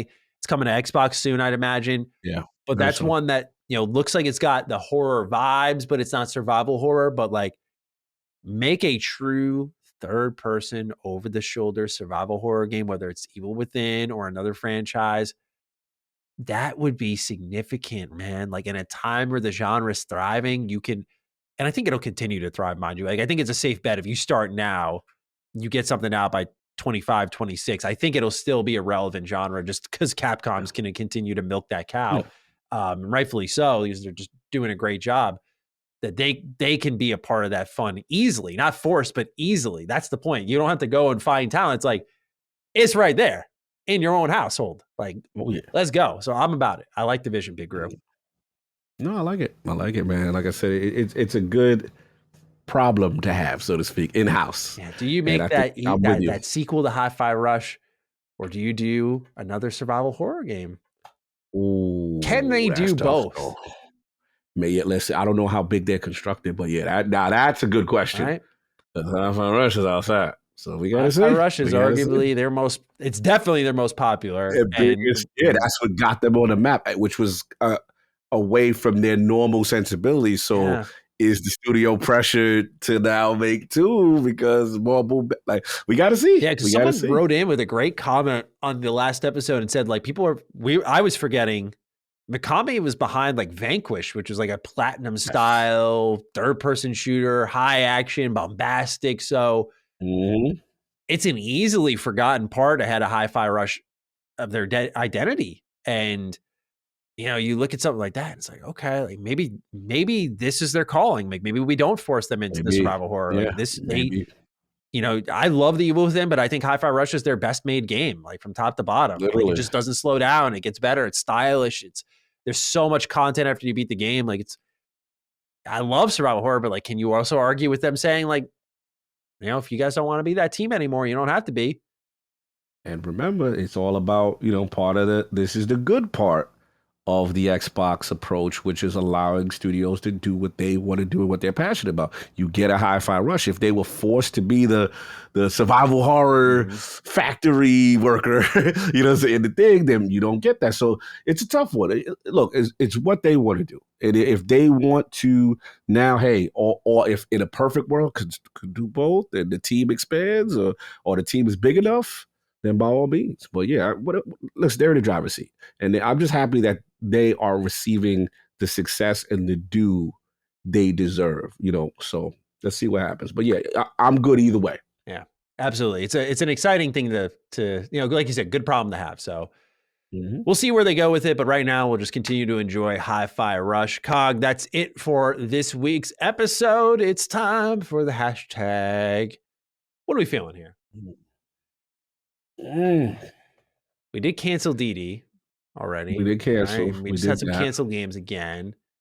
Had some canceled games. We did a lot of things revolving around the Activision. A lot of Activision talk, a lot of Hogwarts talk.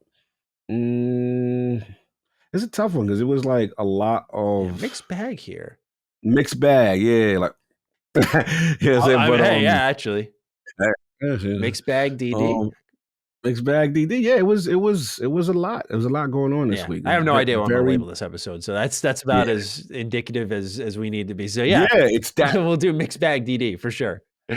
For sure. All right, cool. So if you got this deep into the episode and you want to leave a little comment, you want to tag us on Twitter at G27status at Lord Cognita. You can find us there. Let us know your thoughts on the episode with the hashtag mixed bag DD. Otherwise, you can leave a comment again down in the video section. But other than that, remember those audio reviews in case you were waiting till the end of the episode. Remember those audio reviews. If you want to use the hashtag there so I know when you did it, think of it as your little like signature at the end. I hit myself in the face doing that. And we look forward to seeing them next week. Someone just write in a little reminder or else I'll forget. Other than that, take excellent care of yourselves. And we will see you next time for episode 111 of Defining Duke and Xbox Podcast. Peace out. Peace. Defining Duke, an Xbox podcast, is a product and trademark of Last Stand Media and Collins Last Stand LLC, and is recorded from the United States of America. The show is conceived by Matthew Mr. Matty Plays Schroeder and me, Colin Moriarty, and is written and produced by Matthew Schroeder.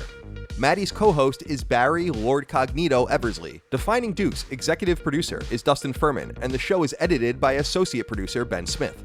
All of Last Stand's theme music is by Ramon Narvaez. As you know, all of Last Stand Media's shows, including Defining Duke, are fan-funded on Patreon at patreon.com/laststandmedia. The following names are at the producer support level on Patreon, and we're thankful for your kindness and generosity.